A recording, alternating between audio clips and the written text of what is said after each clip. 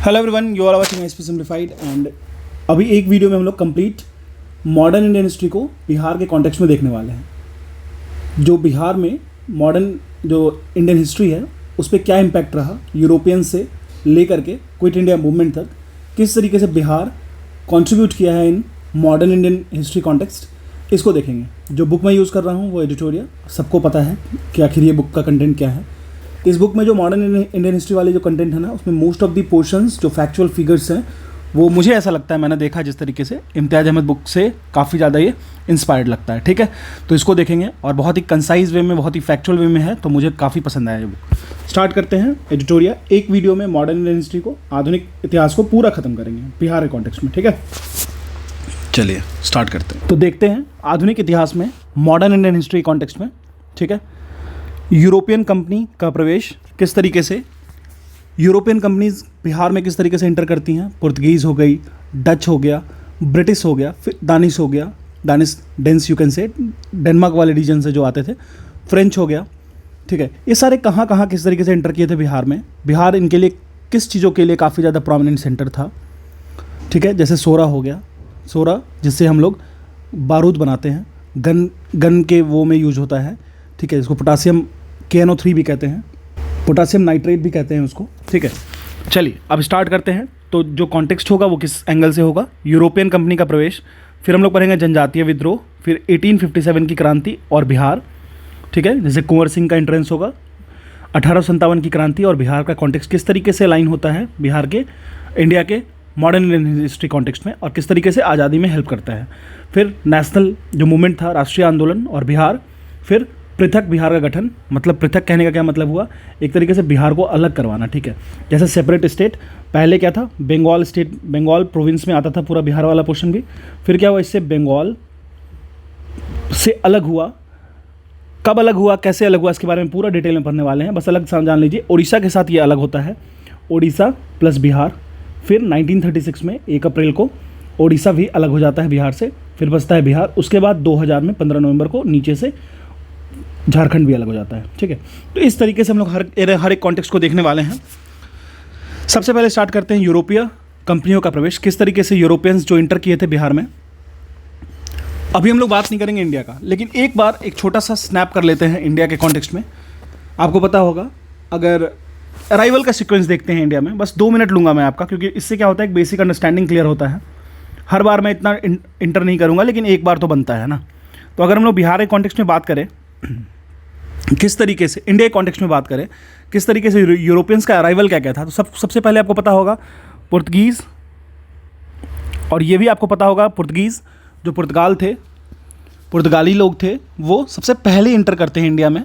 First to come and last to go, सबसे पहले inter करते हैं और सबसे लास्ट में जाते हैं। ठीक है, 1498 में इंटर करते हैं, ये भी आपको पता होना चाहिए, 1498 में। और जाते कब है, जाते हैं आपको 1961 में। ठीक है ना, 1961 में ये गोवा को लीव करते हैं, लीव तो करते हैं लेकिन यूनिफॉर्म सिविल कोड दे के जाते हैं। ठीक है, बेसिक चीज़ें हैं, थोड़ी थोड़ी समझते चलना है, ज़्यादा इस पर वो नहीं करना है, रिग्रेशन नहीं करना है। फिर मैं अभी इंडिया के कॉन्टेक्स्ट में बात कर रहा हूँ, मैं एक बार फिर से आपको बता दूँ। उसके बाद आते हैं डच, बस जल्दी से इसको निकालते हैं। डच जो इंटर करते हैं वो 1605 में। फिर आते हैं ब्रिटिश, ये तो आपको पता होगा, ये कब इंटर कर आते हैं, 1608 में। फिर आते हैं दानिश, मतलब डेनमार्क वाले रीजन वाले। ठीक है, हॉलैंड मत समझिएगा, 1620 में आते हैं ये। फिर आता है फ्रांस, ये कब आते हैं, 1668 में। ये हो गया अराइवल का सीक्वेंस, पुर्तगीज़, फिर हो गया डच, फिर ब्रिटिश, फिर दानिश, फिर फ्रेंच। क्लियर है। अब एक चीज़ समझिए, एक डिफरेंस होता है छोटा सा, इंटर करने का तो हो गया, लेकिन आप पूछेंगे कि इस्टेब्लिशमेंट, अपनी फैक्ट्री को इस्टेब्लिश कब करते हैं। देखिए, फैक्ट्री का ये मतलब नहीं होता है कि वो वहाँ पे मैन्युफैक्चरिंग करते हैं, ऐसा कुछ नहीं होता है। फैक्ट्री कहने का ये मतलब होता है जहाँ पे वो टेम्पोररी रहते हैं, जहाँ से वो एडमिनिस्ट्रेटिव वर्क भी देखते हैं, गोदाम की तरह भी बना के रखते हैं, चीज़ों को भी रखते हैं, और अपने खाने पीने का सामान जो फिर ये ट्रांसफ़र करके लाते हैं, एक्सपोर्ट इम्पोर्ट करते हैं, वो सब चीज़ों को रखते हैं। तो सबसे पहले अगर कंपनी की बात करें, 1498 में पुर्तगाल की ही कंपनी बनी थी, पुर्तगीज़ की ही, जिसको कहते थे इस्तादो द इंडिया, जिसको पुर्तगाली कंपनी थी वो। फिर ब्रिटिश ईस्ट इंडिया 1600 में बनती, 1600 में है, लेकिन इंडिया में आती है 1605 में। ठीक है, 1608 में। फिर डच ईस्ट इंडिया कंपनी, जिसको वेरिंग ऑस्ट इंग्लिस भी कहते हैं, ज़रूरी नहीं है उसका Portuguese name, I mean Dutch name, कोई ज़रूरत नहीं है। 1602 में बनती है। फिर दानिश ईस्ट इंडिया कंपनी 1616 में बनती है। फिर आपको फ्रेंच ईस्ट इंडिया कंपनी बनती है, जिसको आप लोग कहते हैं कंपनी दस इंडस ओरिएंटलास। ओरिएंटलास से याद रखिएगा, यह 1664 में बनती है। तो ये हो गया इंडिया का कॉन्टेक्स्ट। अब हम लोग बिहार के कॉन्टेक्स्ट में बात करेंगे। अब इंडिया को अभी से भूल जाते हैं हम लोग, ठीक है। चलिए, तो अब हम लोग देखते हैं बिहार में अगर सबसे पहली बार बात करें तो पुर्तगाल इंडिया में भी फर्स्ट, बिहार में फर्स्ट, जो कि हुगली से पटना नाव द्वारा व्यापार करते थे। वे पटना से सोरा, पोटासियम नाइट्रेट, सूती वस्त्र, कॉटन क्लॉथ्स, चीनी मिट्टी के बर्तन एंड मसाले, स्पाइसेस, ये सब प्राप्त करते थे। तो एक चीज़ याद रखिएगा, सबसे पहला कौन था? पुर्तगाल था। वो आते थे हुगली रिवर जो है पटना के, हुगली रिवर से पटना के रूट बना करके वो नाव के द्वारा शिप से आते थे, ठीक है। फिर 1632 ईस्वी की बात कर ले, 1632 ईस्वी की बात कर ले, पटना में पटना कॉलेज का उत्तरी इमारत, दैट इज़ नॉर्थ बिल्डिंग जो पटना कॉलेज का है, डच ने अपना इसको ट्रेड सेंटर की तरह इस्टेब्लिश किया था। याद रखिएगा 1632 ईस्वी में पटना में, पटना कॉलेज की उत्तरी इमारत में, उत्तरी इमारत का मतलब नॉर्थ बिल्डिंग में, डचों ने अपना एक तरीके से ट्रेड सेंटर को स्थापित किया था। डचों की अभिरुचि फिर से सेम होगा, इंटरेस्ट तो सबों का सेम था, सूती वस्त्र, सोरा, यही सब था, ठीक है। अब देखिए अंग्रेजों ने 1620 ईस्वी में, तो हम लोगों ने ये पर जान लिया कि 1632 ईस्वी में पटना में, पटना कॉलेज की नॉर्थ बिल्डिंग में डचों ने अपना व्यापारिक केंद्र जो कि ट्रेड सेंटर था उसको सेटल किया था, ठीक है। और इंटरेस्ट तो कॉमन था, सबको पता है, सूती वस्त्र, सोरा, ठीक है। अब बात करते हैं रियल मास्टर्स की, जो अपने आप को मास्टर समझते थे बट कुछ भी नहीं है, अभी भी द लॉर्ड लगता है उनके नाम के पीछे, I don't know why. NCERT में अगर उनको लिखा जाता तो द लॉर्ड माय लॉर्ड क्यों किया जाता, मुझे समझ नहीं आता, ठीक है। चलिए, अंग्रेजों ने 1620 ईस्वी में पटना के आलमगंज में अपना व्यापारिक केंद्र स्थापित किया। याद कीजिए एक चीज़ तो याद रखिए कि 1620 ईस्वी में जो उन्होंने खोला आलमगंज में, वो जो व्यापारिक केंद्र खोला ना, वो 1621 में बंद हो गया। मतलब 1 साल के लिए ही खोल पाए थे वो, जो उनका जो ट्रेड सेंटर था वो 1 साल के लिए ही खुला था। इन 1620 पहली ब्रिटिश फैक्ट्री एट आलमगंज खुली थी, लेकिन उसको क्लोज कर दिया गया था 1621 में। और आलमगंज कहाँ पे है? आलमगंज है पटना में, ठीक है। अब देखिए, उन्हें व्यापारिक केंद्र स्थापित करने में वास्तविक सफलता 1651 में मिली। 1651 में वो फिर से आके सेटल किए थे, ये याद रखिएगा। अगर 1651 की बात कर ले, 1651 में गुलजार बाग जगह है पटना में, कहाँ पे? गुलजार बाग, गुलजार बाग है पटना में। ये अनदर फैक्ट्री सेटअप किया गया। जब पहली बार 1621 में खुला था ना, तो उस वक्त, तो 1651 में जो उनको, जो फाइनल उनको जो मिला, जो उन्होंने फैक्ट्री सेटअप किया, वो किया गया था शाहजहाँ के रीजन में, ठीक है। फिर एक बात समझ लेते हैं, अंग्रेज यात्री पीटर मुंडी 1632 ईस्वी में बिहार आते हैं। उसने वहाँ पे व्यापार की संभावनाएं देखी तथा डच कंपनियों को व्यापार करते हुए देखा। तो 1632 की बात कर लेते हैं। 1632 में पहली फैक्ट्री खुली थी डच की। डच कहाँ के निवासी होते हैं? नीदरलैंड, हॉलैंड के। डच ने भी जो फैक्ट्री खोली थी 1632 में, वो कहाँ खोली थी? पटना में ही खोली थी, जिसको कहते हैं Dutch east India company. Dutch जब आती है, अपनी कंपनी खोलती है 1632 में, तो 1632 में ही एक अंग्रेज यात्री होते हैं पीटर मुंडी। 1632 में, अगर आप प्रॉपर बिहारी हैं, बिहार से बिलोंग करते हैं, तो आपको मुंडी सुन के कुछ अजीब सा हंसी आया होगा, ठीक है, क्योंकि हम लोग फ्रिक्वेंटली यूज़ करते थे इसको, ठीक है। तो अंग्रेज यात्री पीटर मुंडी 1632 ईस्वी में बिहार आते हैं और वो डच को देखते हैं कि किस तरीके से डच का व्यापार अच्छी तरीके से चल रहा है। डच कहाँ से बिलोंग करते थे? नीदरलैंड या हॉलैंड वाले रीजन से। हॉलैंड वाले रीजन को ही डच, वहाँ के लोगों को डच कहा जाता है। इसी तरीके से अंग्रेज कंपनी की फैक्ट्री में वर्तमान में गुलजार बाग, मैंने आपको ऑलरेडी बताया, पटना स्थित गवर्नमेंट प्रिंटिंग प्रेस एवं सर्वे कार्यालय स्थित है। अब वही गुलजार बाग की बात कर रहा हूँ मैं, जो मैंने यहाँ पे आपको बताया था 1651 में। तो यहाँ पे अभी एट प्रेजेंट की बात कर लें हम लोग, उसी गुलजार बाग वाले रीजन में जहाँ अंग्रेज ने अपनी कंपनी फैक्ट्री सेटअप की थी, वहाँ पे अभी गवर्नमेंट प्रिंटिंग प्रेस एवं सर्वे का कार्यालय है, ठीक है। ये आपको पता होना चाहिए। अब हम लोग बात कर लेते हैं दानिश कंपनी की। 1774 ईस्वी में पटना सिटी के नेपाली कोठी में, देखिए एक एक चीज़ आपको याद होनी चाहिए, इस फैक्ट्स में जो आप इग्नोर नहीं कर सकते हो, एग्जाम में आपको देखने को मिलेगा। तो दानिश ईस्ट इंडिया कंपनी की 1774 ईस्वी में पटना सिटी के नेपाली कोठी के समीप अपनी फैक्ट्री स्थापित की थी, ठीक है। मुगल शासक फर्रुखसियार की बात कर ले, 1713 से लेकर 19 ईस्वी के ड्यूरेशंस में। 1717 ईस्वी में अंग्रेजों को भारत में कहीं भी व्यापार करने एवं सिक्के प्रयोग करने की मान्यता दे दी थी, याद कीजिए, मैग्ना कार्टा। इस घोषणा को ईस्ट इंडिया कंपनी का मैग्ना कार्टा कहा जाता है ना।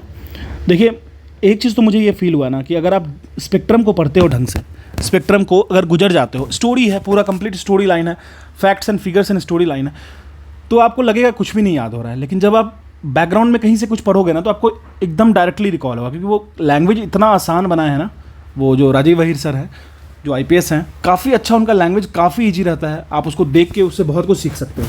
आपको लगेगा कि याद नहीं हो रहा है, लेकिन आप उसको जब एक बार, मैं तो फर्स्ट टाइम पढ़ा तो मुझे लगभग 40-50% चीज़ें याद आ गई थी, ठीक है।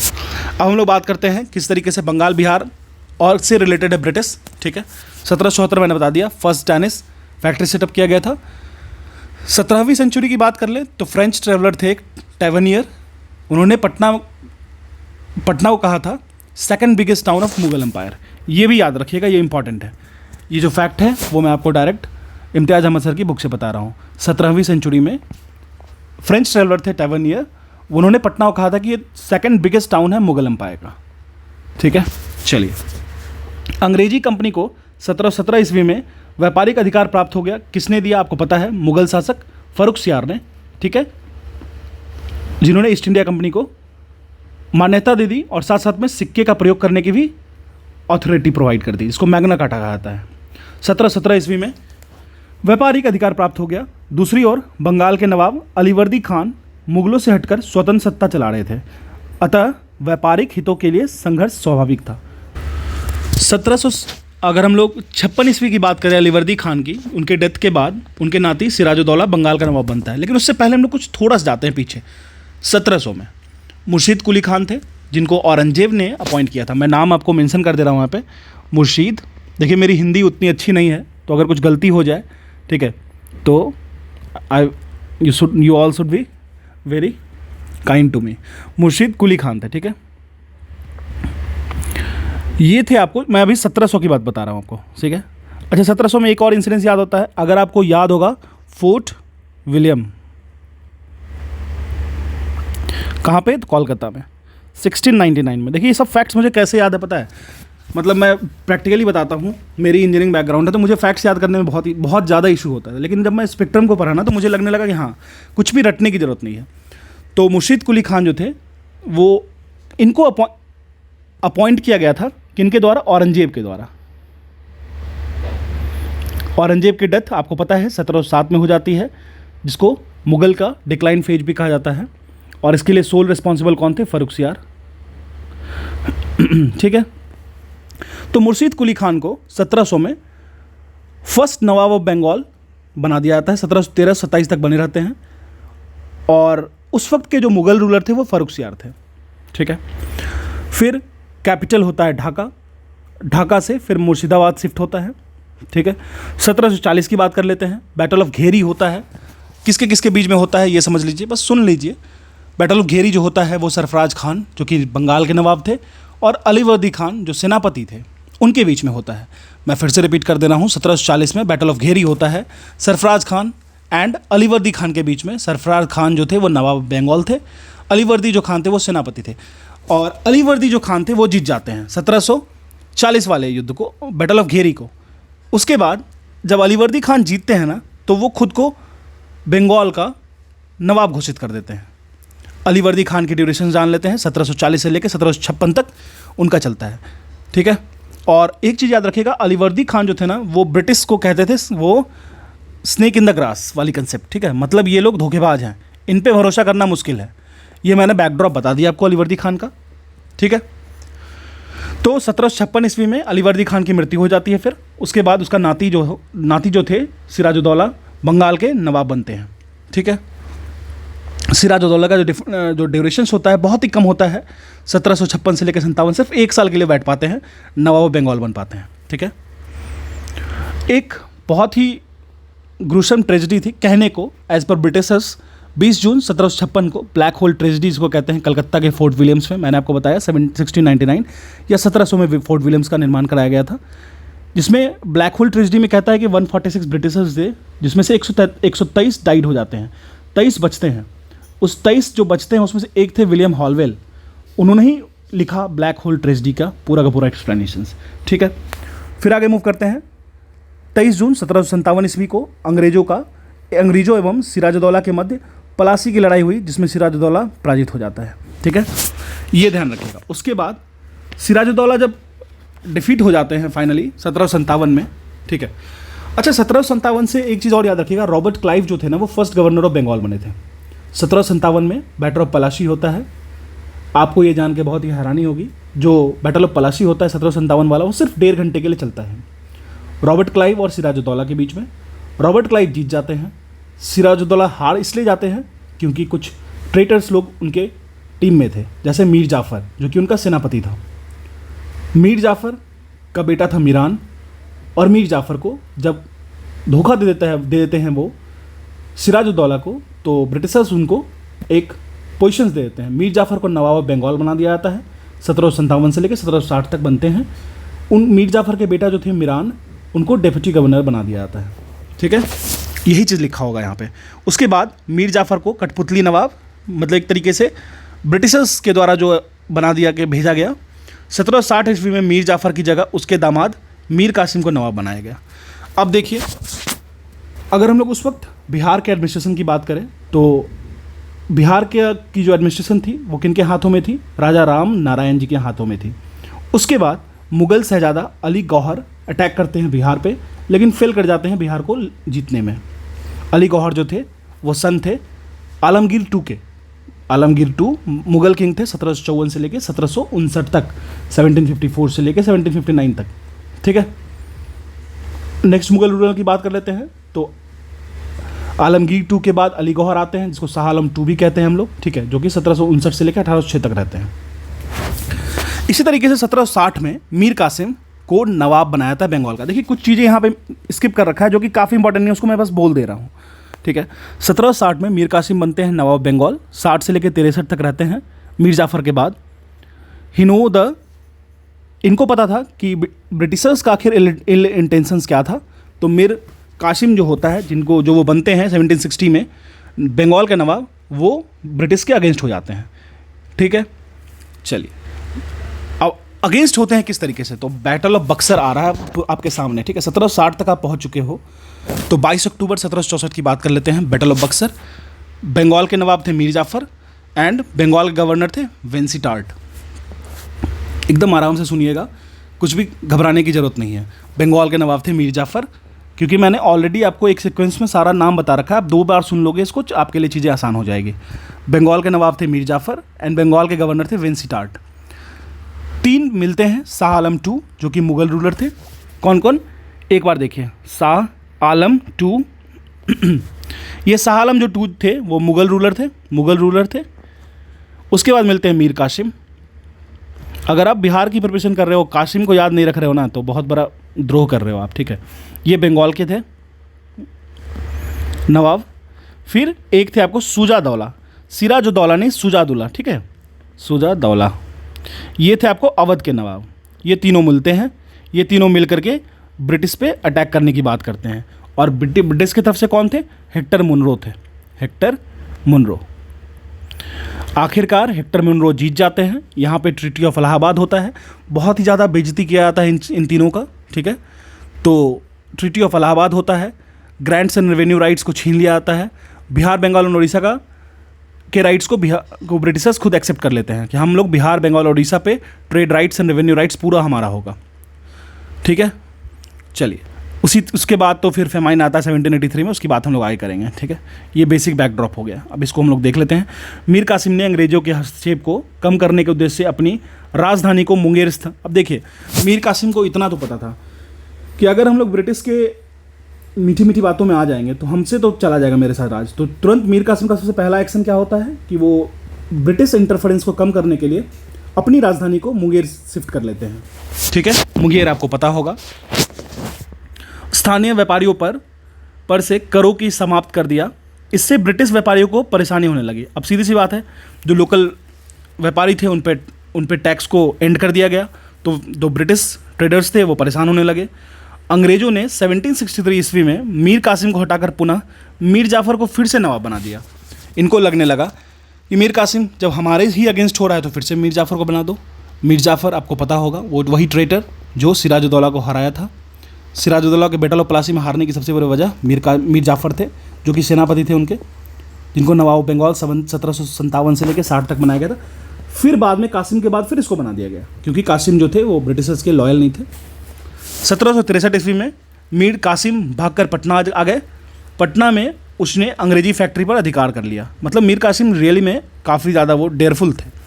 इसके बाद वह अवध के नवाब शुजा-उद-दौला, मैंने आपको ऑलरेडी बैकड्रॉप बता दिया, Shah Alam II was the Mughal ruler, Mir Qasim was the कौन थे, बंगाल के नवाब, शुजा-उद-दौला अवध के नवाब, तीनों मिलके मुगल बादशाह शाह आलम द्वितीय से मिलके तीनों की संयुक्त सेना एवं अंग्रेज की तरफ से हेक्टर मुनरो के नेतृत्व में के बीच 22 अक्टूबर 1764 ईस्वी, ये भी डेट याद रखिएगा, बक्सर का युद्ध हुआ है, बैटल ऑफ बक्सर, बहुत ही प्रोमिनेंट युद्ध। इस युद्ध में संयुक्त सेना की हार हुई। ये डेट भी याद रखिएगा कि कब इलाहाबाद की संधि हुई।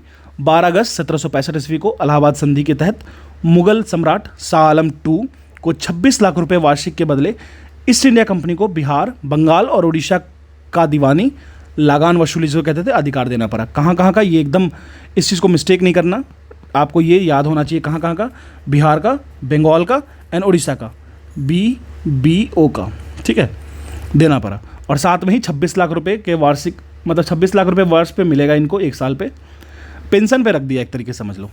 1766 ईस्वी में पटना स्थित अंग्रेजी फैक्ट्री के मुख्य अधिकारी मिडलटन को राजा धीरज नारायण एंड राजा सिताव राय के साथ एक प्रशासनिक मंडली का सदस्य बनाया गया। ये काफ़ी इंपॉर्टेंट हो जाता है अगर आप इस कॉन्टेक्स्ट से देखोगे। 1766 ईस्वी में पटना स्थित अंग्रेजी फैक्ट्री के मुख्य अधिकारी का नाम याद रखिएगा, मिडलटन को राजा धीरज नारायण एंड राजा सिताव रॉय के साथ एक प्रशासनिक मंडली का सदस्य बनाया गया। 1767 ईस्वी में धीरज नारायण को हटाकर सिताव राय को कंपनी द्वारा नायब दीवान बनाया गया। ये क्वेश्चन बिहार स्पेशल के लिए बहुत ज़्यादा इंपॉर्टेंट है, BPSC के लिए, ठीक है। 1770 ईस्वी में बंगाल बिहार के क्षेत्र में भीषण अकाल पड़ा, 70s के टाइम में, ठीक है। पटना, भागलपुर, दरभंगा, पूर्णिया में अकाल का प्रकोप भयंकर था। 1783 ईस्वी की बात करें, बिहार में पुनः अकाल पड़ा। जांच अधिकारी जॉन सोर ने एक अन्नागार का निर्माण का सुझाव दिया, जिसमें फूड स्टोरेज की बात होगी, ठीक है, फूड स्टोरेज की बात होगी। उसके सुझाव पर 1784 ईस्वी में पटना में ब्रिटिश इंजीनियर जॉन गॉस्टन द्वारा गोलघर का निर्माण हुआ। ये याद रखिएगा।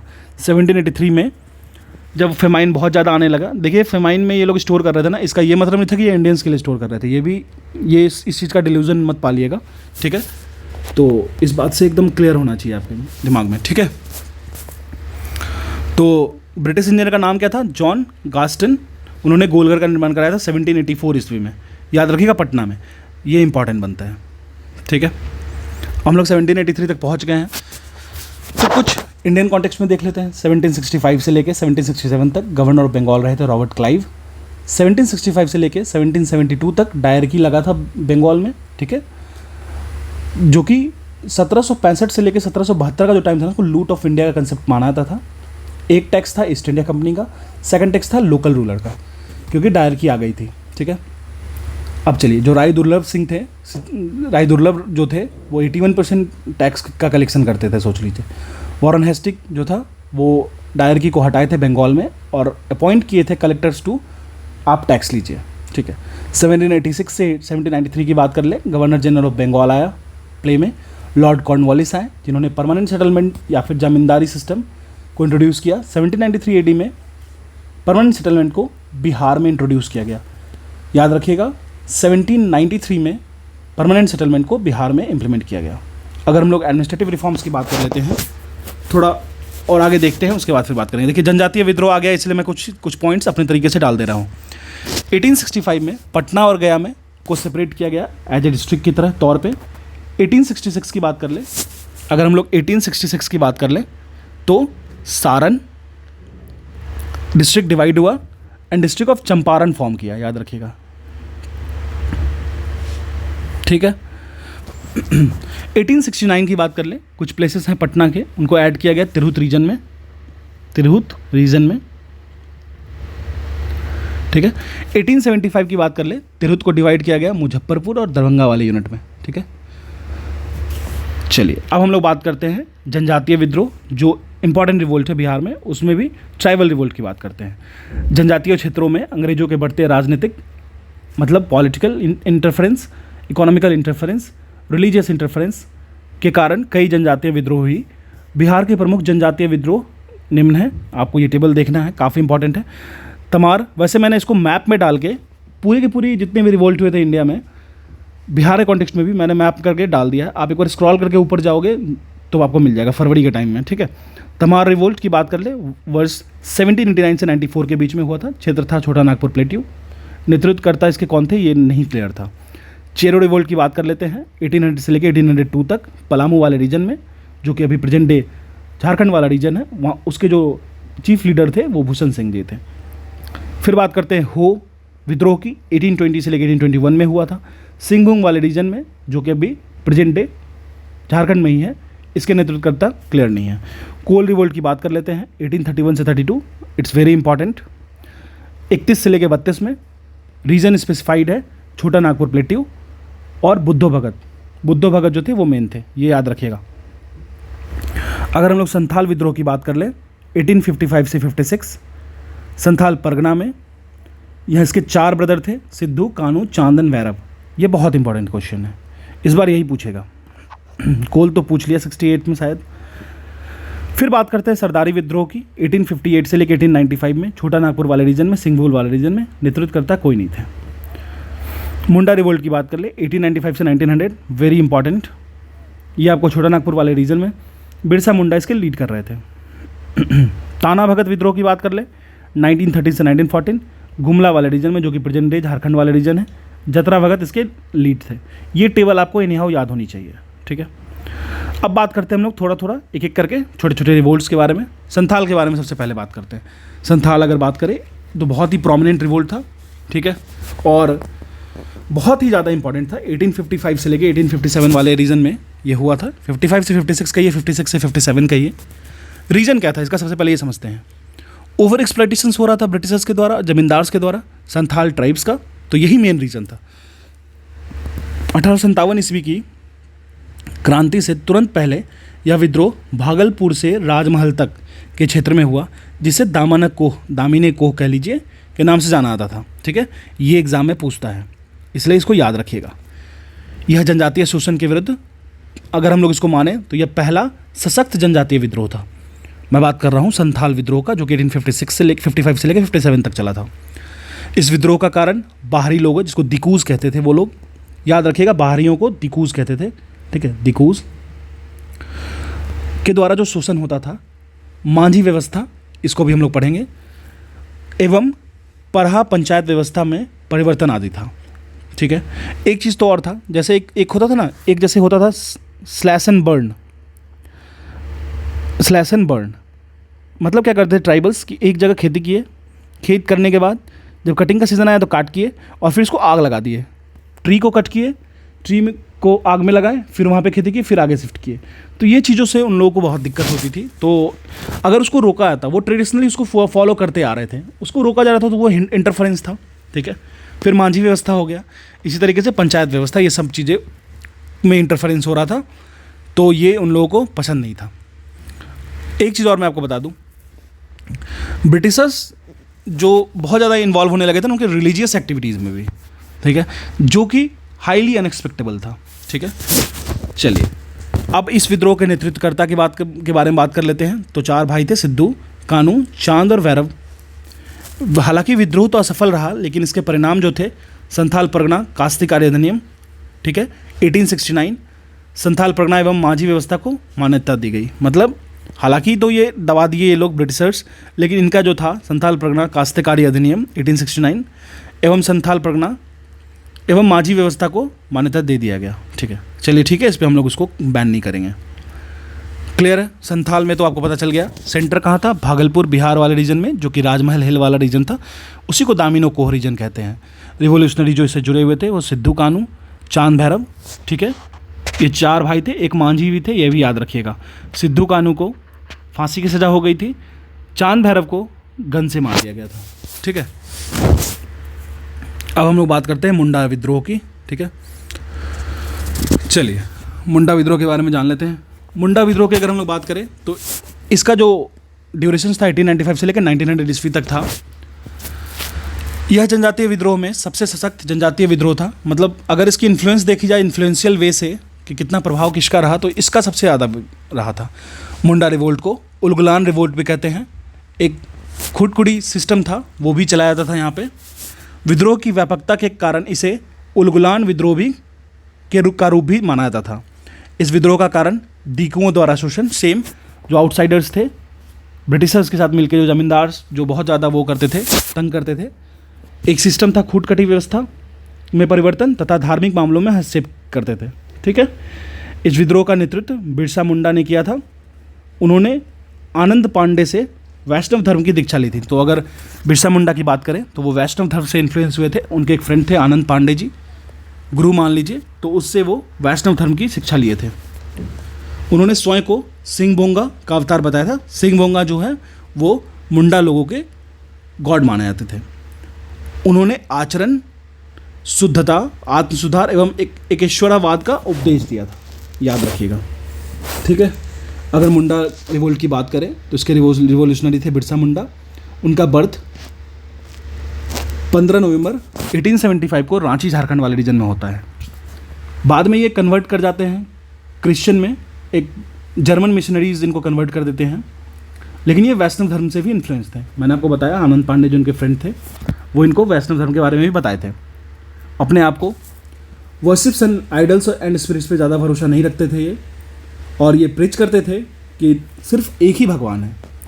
1895 में वो क्लेम करते हैं कि उन्होंने भगवान को देखा सपनों में और ख़ुद को वो पैगंबर बताते हैं, मतलब गॉड बताते थे। मुंडा जो थे वो ब्रिटिशर्स को अटैक किया करते थे। अगस्त 1895 को मुंडा को अरेस्ट की, बिरसा मुंडा जी को अरेस्ट कर लिया गया पुलिस के द्वारा, लेकिन उनको रेस्क्यू कर लिया गया। लगभग 700 लोगों ने अटैक करके उनको रेस्क्यू कर लिया। बाद में उनको 2 सालों के लिए जेल भेजा गया, रिग्रेस प्रिजन में।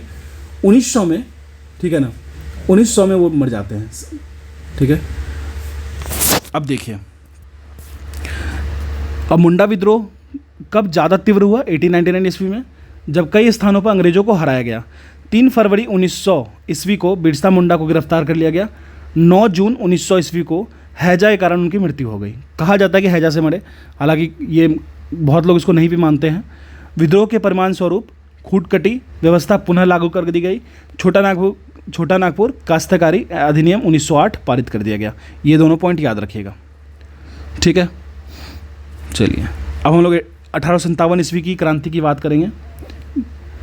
जो 1857 रिवोल्ट के पहले जो हुआ है उसको हम लोग एक बार समझते हैं, फिर 1857 को समझेंगे, फिर उसके बाद वाले रिवोल्ट को समझेंगे बिहार के कॉन्टेक्स्ट में।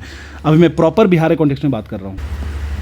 अब हम लोग स्टार्ट करने वाले हैं 1857 ईस्वी के क्रांति के पूर्व में जो बिहार में हुए आंदोलन या विद्रोह के बारे में समझते हैं। सबसे पहला है वहाबी आंदोलन। वहाबी बहुत इंपॉर्टेंट आंदोलन है।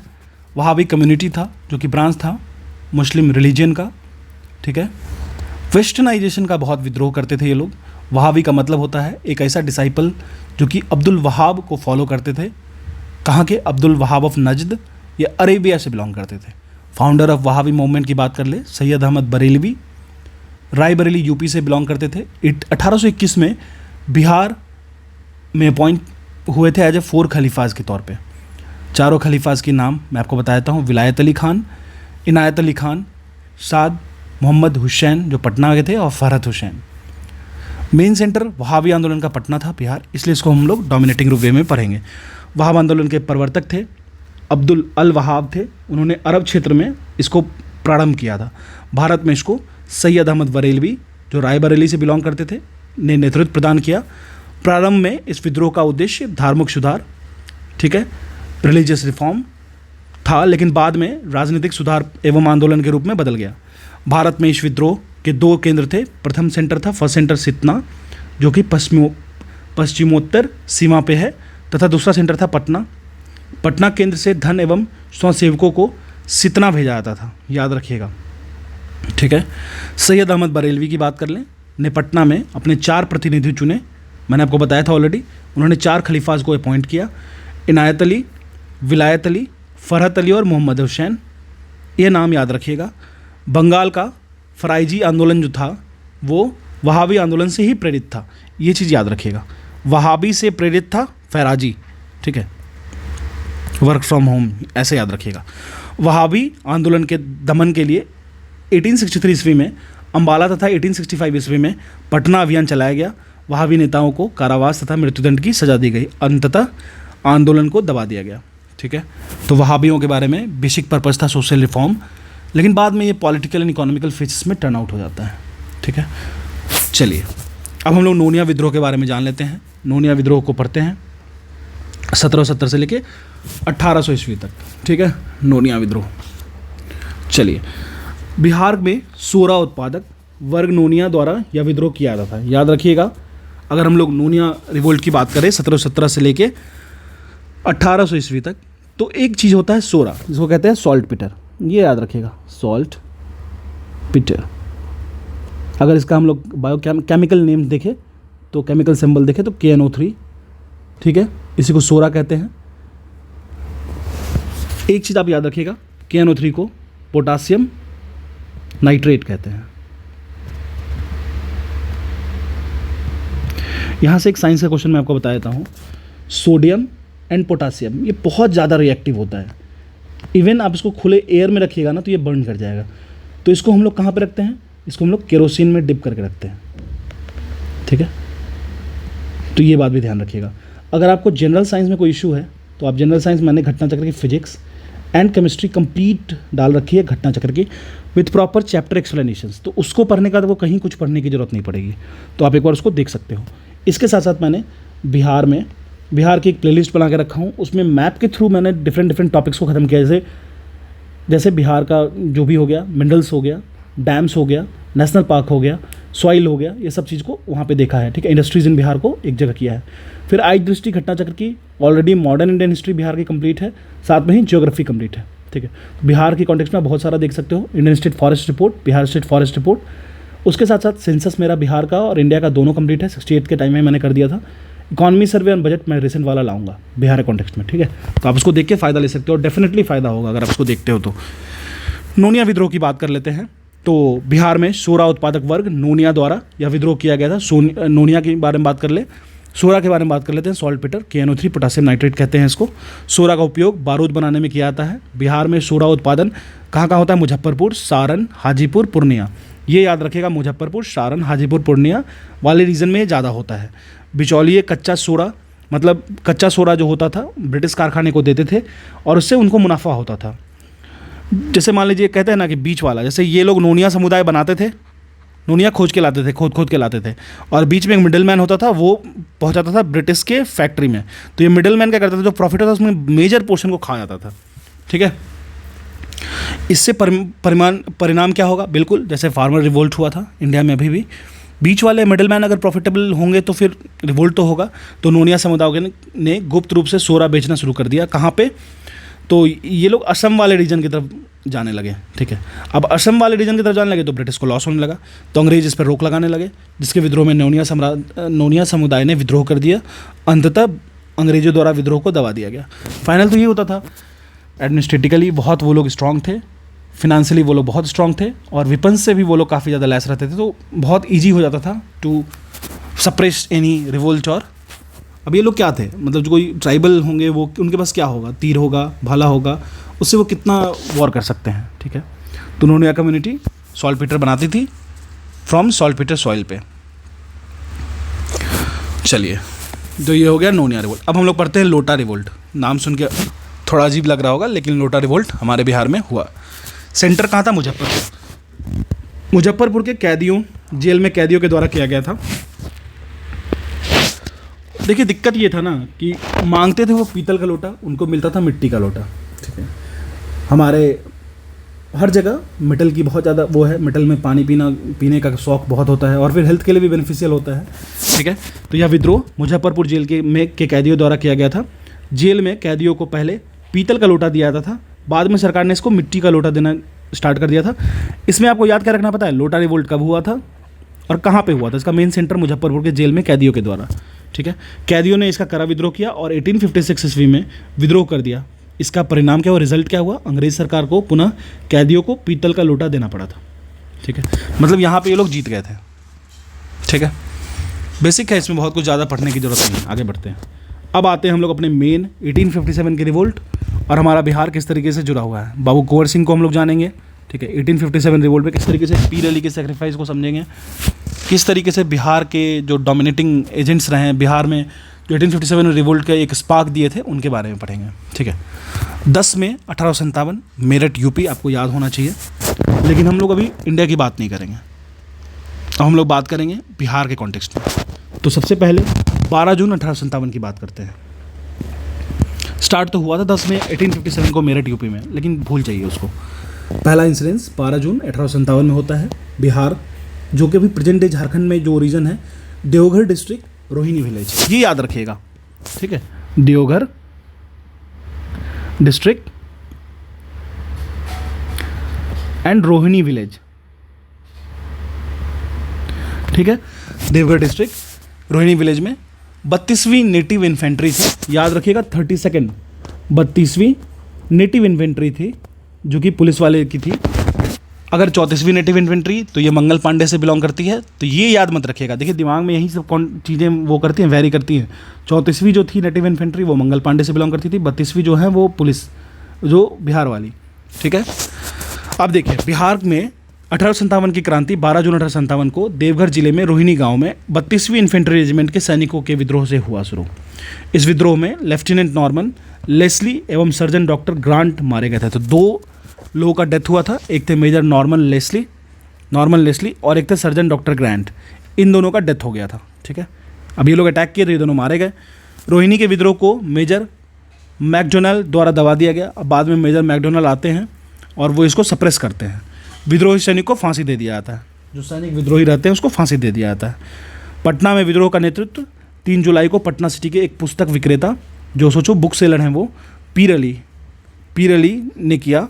विद्रोह में अफीम एजेंट थे, एक ओपीएम के एजेंट थे, डॉक्टर आर लॉयल की डेथ हो जाती है।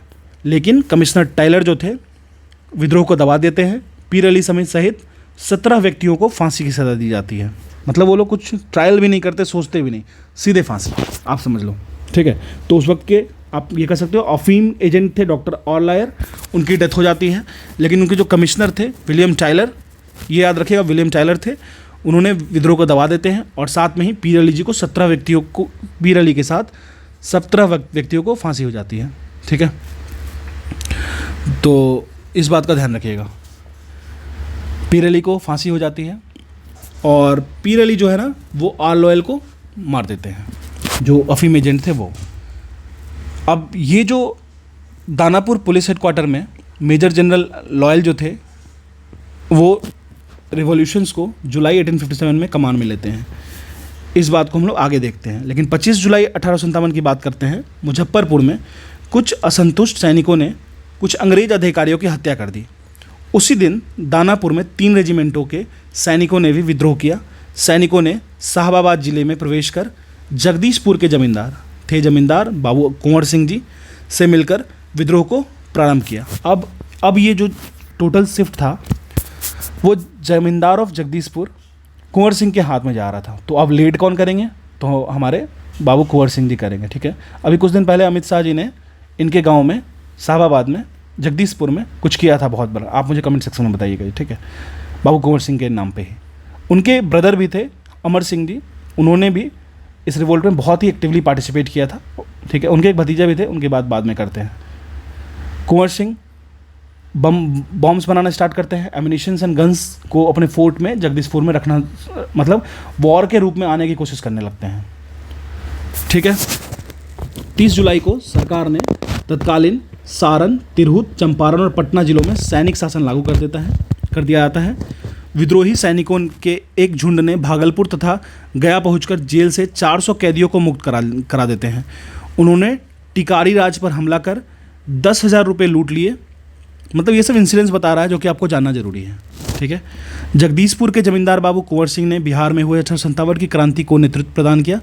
उन्हें कमिश्नर टायलर ने पटना में भेंट के लिए निमंत्रण दिया, मगर मौलवी अहमदुल्ला के साथ हुए विश्वासघात को समझते हुए उन्होंने 4,000 सैनिकों के साथ विद्रोह प्रारंभ कर दिया। मतलब ये लोग चाहते थे ब्रिटिशर्स की ये आ जाए, इंटर कर जाए, उनके साथ मिल जाए, लेकिन ये नहीं मिले। उन्होंने जगदीशपुर में बंदूकें एवं गोला बारूद बनाने का कारखाना स्थापित किया तथा 27 जुलाई 1857 को आरा पर अधिकार कर लिया, ठीक है। अब ये चीज़ें तो हो गई। अब आरा में होने के बाद आरा में हुए संघर्ष में कैप्टन डनवर मारा जाता है, लेकिन कुंवर सिंह को आरा छोड़ना पड़ा। वे रीवा, एमपी और बांदा के रास्ते लखनऊ पहुंचते हैं, ठीक है। उन्हें अवध के शाह ने आजमगढ़ जिले का फरमान दिया। ये याद रखिएगा, ये एग्ज़ाम में पूछता है। उन्हें अवध के शाह ने आजमगढ़ जिले का फरमान दिया था, ठीक है। दिसंबर 1857 में कुंवर सिंह ने नाना साहिब के साथ मिलकर कानपुर में अंग्रेज़ों से युद्ध किया। उन्होंने आजमगढ़ में भी अंग्रेज़ों को पराजित किया। 23 अप्रैल 1858 को कैप्टन ली ग्रांट के नेतृत्व में आई ब्रिटिश सेना को कुंवर सिंह ने बुरी तरह पराजित किया। मतलब ली ग्रांट को भी हरा दिया। ली ग्रांट को सौंपा गया था कि आप जाइए और कुंवर सिंह को पकड़ के लाइए, बंदी बना के लाइए। फिर शिवराजपुर घाट जो गंगा नदी के पास है, पार करने के क्रम में सेनापति डगलस की गोली से कुंवर सिंह का बायां हाथ घायल हो जाता है। अब जैसे उनका बायां हाथ घायल हो जाता है तो उनको ट्रीटमेंट कराने का मौका नहीं था, तो वो अपने हाथ को ही काट के गंगा में डाल देते हैं। मतलब इतने ज़्यादा, मतलब उनकी उम्र थी, इतनी ज़्यादा उम्र थी, मतलब समझो बुजुर्ग थे, लेकिन फिर भी वो ये सारा काम करते थे। इतनी ज़्यादा बहादुरी से उन्होंने सारा काम किया। तो अपने बाएं हाथ को काट कर गंगा में प्रवाहित कर दिया और कहा, हे गंगा मैया, अपने प्यारे की यह अकिंचन भेंट स्वीकार करो, ठीक है। 26 अप्रैल 1858 को कुंवर सिंह की मृत्यु हो जाती है। ये डेट आपको याद रखना है, बाय हुक और बाय क्रूक। कुंवर सिंह की मृत्यु के बाद उनके छोटे भाई अमर सिंह ने आंदोलन का नेतृत्व संभाला, जबकि दूसरे भाई हरकिशन सिंह ने उनको पूर्व सहयोग दिया। अमर सिंह ने कैमूर की पहाड़ियों में मोर्चाबंदी कर सरकार के विरुद्ध संघर्ष जारी रखा। नवंबर 1858 को तक ब्रिटिश अधिकार पुनः स्थापित हो गया। विद्रोहियों ने हथियार डाल दिए। महारानी विक्टोरिया ने क्षमादान कर घोषणा की, परंतु अमर सिंह आदि को दंडित किया गया। अब हम लोग पढ़ेंगे कांग्रेस के बारे में। अगर अमर सिंह के बारे में बात कर ले तो एक बहुत ही इंपॉर्टेंट क्वेश्चन बनता है जो कि यहाँ पे नहीं मेंशन है।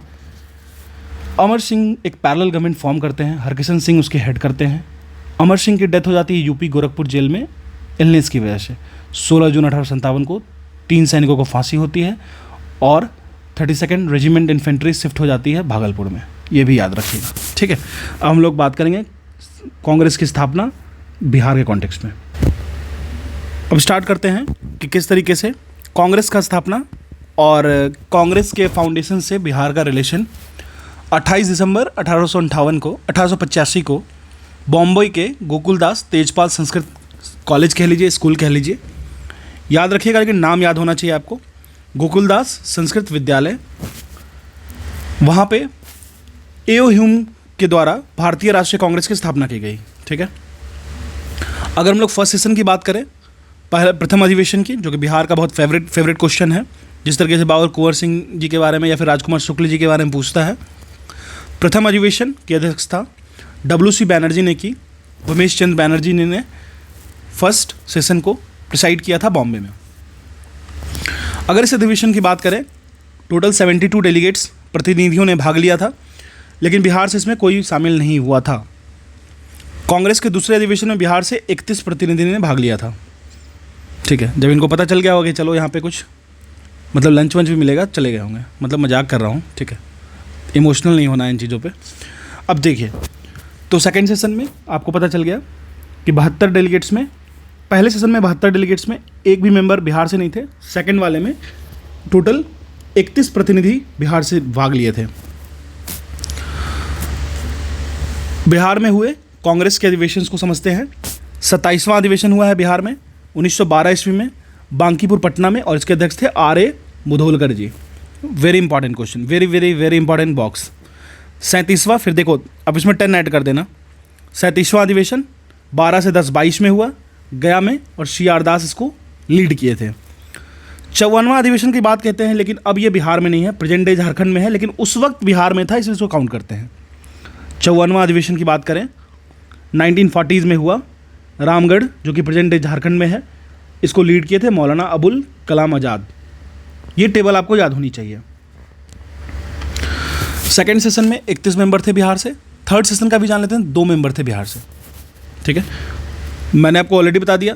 कांग्रेस का 27वां सेशन 1912 में, बिहार फर्स्ट कांग्रेस सेशन 1912 में हुआ था, बांकीपुर पटना में, प्रिसाइड किया गया था रघुनाथ नरसिंह मुधोलकर जी के द्वारा। 1922 में कांग्रेस का दूसरा सेशन बिहार में, जिसको कांग्रेस का 37वां सेशन था, वो बिहार का सेकंड था, गया में हुआ, प्रिसाइड किए थे CR दास जी। स्वराज पार्टी का फॉर्मेशन यहीं पे हुआ था। फिर 54वां अधिवेशन कहीं लिखता है, कहीं 53वां अधिवेशन लिखता है, आप एक बार क्लियर कर लीजिएगा। 1940s में हुआ था, रामगढ़ झारखंड में, अभी वो झारखंड में है। इसको प्रिसाइड किए थे मौलाना अबुल कलाम आज़ाद। ठीक है, चलिए आगे बढ़ते हैं। अब देखिए किस तरीके से बंगाल विभाजन में, स्वदेशी आंदोलन में किस तरीके से बिहार इसमें पार्ट लिया था। अब बात करते हैं बंगाल डिवीज़न एंड स्वदेशी आंदोलन। देखिए जहाँ भी बंगाल डिवीज़न की बात होगी ना, तो जस्ट उसका जो एक रिफ्लेक्शन था ना, वो स्वदेशी आंदोलन के तौर पे था। अब इस कॉन्टेक्स्ट में बिहार किस तरीके से हाईलाइट हुआ था। बंगाल विभाजन की घोषणा 20 जुलाई 1905 को तत्कालीन उस वक्त के जो वाइसराय थे लॉर्ड कर्जन ने की। 16 अक्टूबर 1905 ईस्वी को प्रभावी रूप से इसको इम्प्लीमेंट कर दिया गया। विभाजन के विरोध में संपूर्ण देश में बंग विद्रोह आंदोलन चालू हो गया था। बंगाल विभाजन के विरोध में बिहार में प्रधानाध्यापक सतीश चंद्र चक्रवर्ती, नाम याद रखिएगा, की प्रेरणा से 16 दिसंबर 1905 ईस्वी को दरभंगा में रक्षाबंधन मनाया गया। ठीक है, दरभंगा में रक्षाबंधन मनाया गया। विरोध को सशक्त बनाने के लिए बिहारी स्टूडेंट कॉन्फ्रेंस, याद रखिएगा, बिहारी स्टूडेंट कॉन्फ्रेंस की स्थापना 1906 में किया, और ये क्वेश्चन इस बार आने वाला है। ठीक है, बिहारी स्टूडेंट कॉन्फ्रेंस का स्थापना हुआ 1906 में, इस बात को भूलना नहीं है। चलिए ठीक है, अब देखिए बंगाल विभाजन को 1911 में एनल कर दिया गया था, रद्द कर दिया गया था। ठीक है, अब आते हैं हम लोग बहुत ही पॉपुलर कांड खुदीराम बोस पूछा।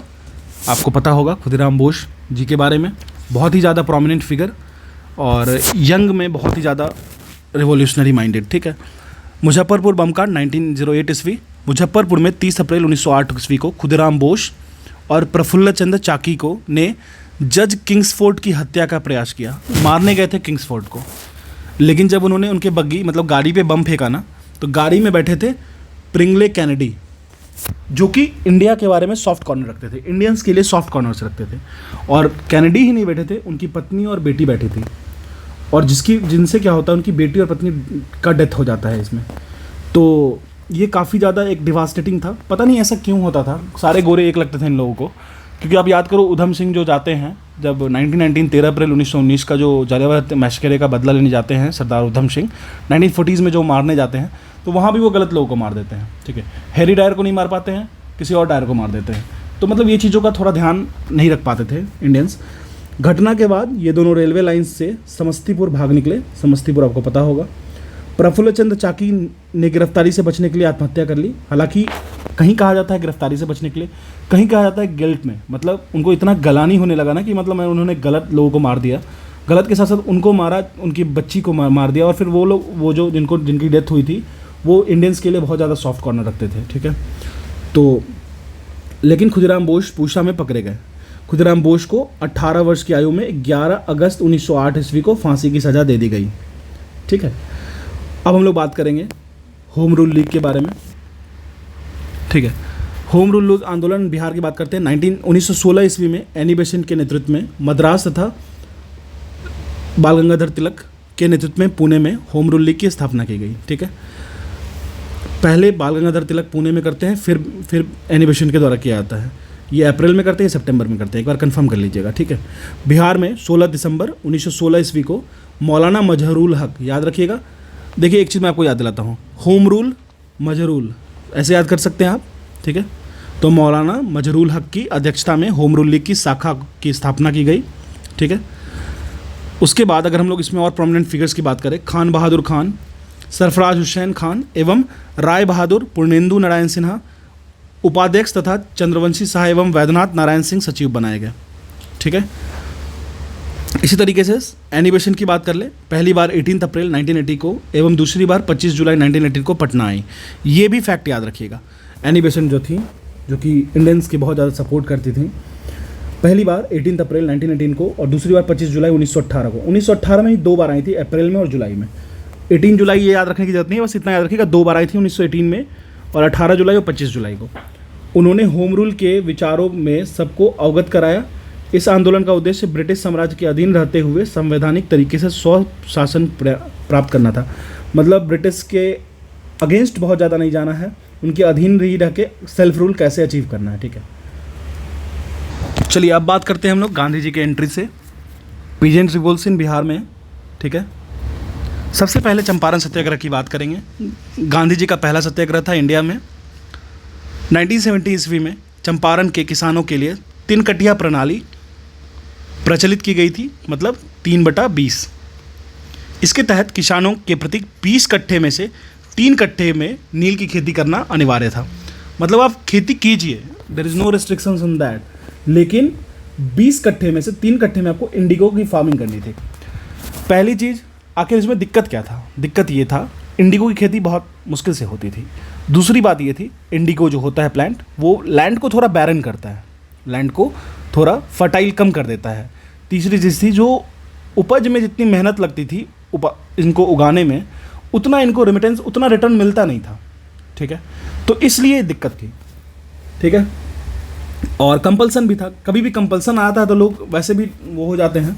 इस व्यवस्था के प्रति किसानों में काफ़ी आक्रोश था, क्योंकि नील की फसल जो थी वो भूमि को बंजर बना रही थी, कहीं आर्थिक रूप से शोषण भी करती थी। 1916 ईस्वी में, ये याद रखिएगा, ये क्वेश्चन हर बार कहा जाता है, माना जाता है कि बीपीएससी जब भी है तो उसमें 149 क्वेश्चन ही पीटी में पूछा जाता है। एक क्वेश्चन राजकुमार शुक्ल पे रहता ही रहता है। ठीक है, ये एक पन है, लेकिन ये फिक्स है। तो 1916 ईस्वी में कांग्रेस के लखनऊ अधिवेशन में मुरली भरवा गांव के राजकुमार शुक्ल जी ने, आप मुझे कमेंट सेक्शन में बताइएगा मुरली भरवा गांव अभी कहाँ पे है प्रेजेंट में। राजकुमार शुक्ल ने इस समस्या पर कांग्रेस नेतृत्व का ध्यान आकर्षित किया। ब्रजकिशोर प्रसाद ने एक प्रस्ताव पेश किया। राजकुमार शुक्ल ने महात्मा गांधी जी को बिहार आकर किसानों की समस्या सुनने के लिए आमंत्रित किया। ठीक है, तो आप ये कह सकते हो कि गांधी जी को बनाने में राजकुमार शुक्ल जी का भी हाथ है। गांधी जी कलकत्ता से 10 अप्रैल 1917 ईस्वी को पटना पहुँचे।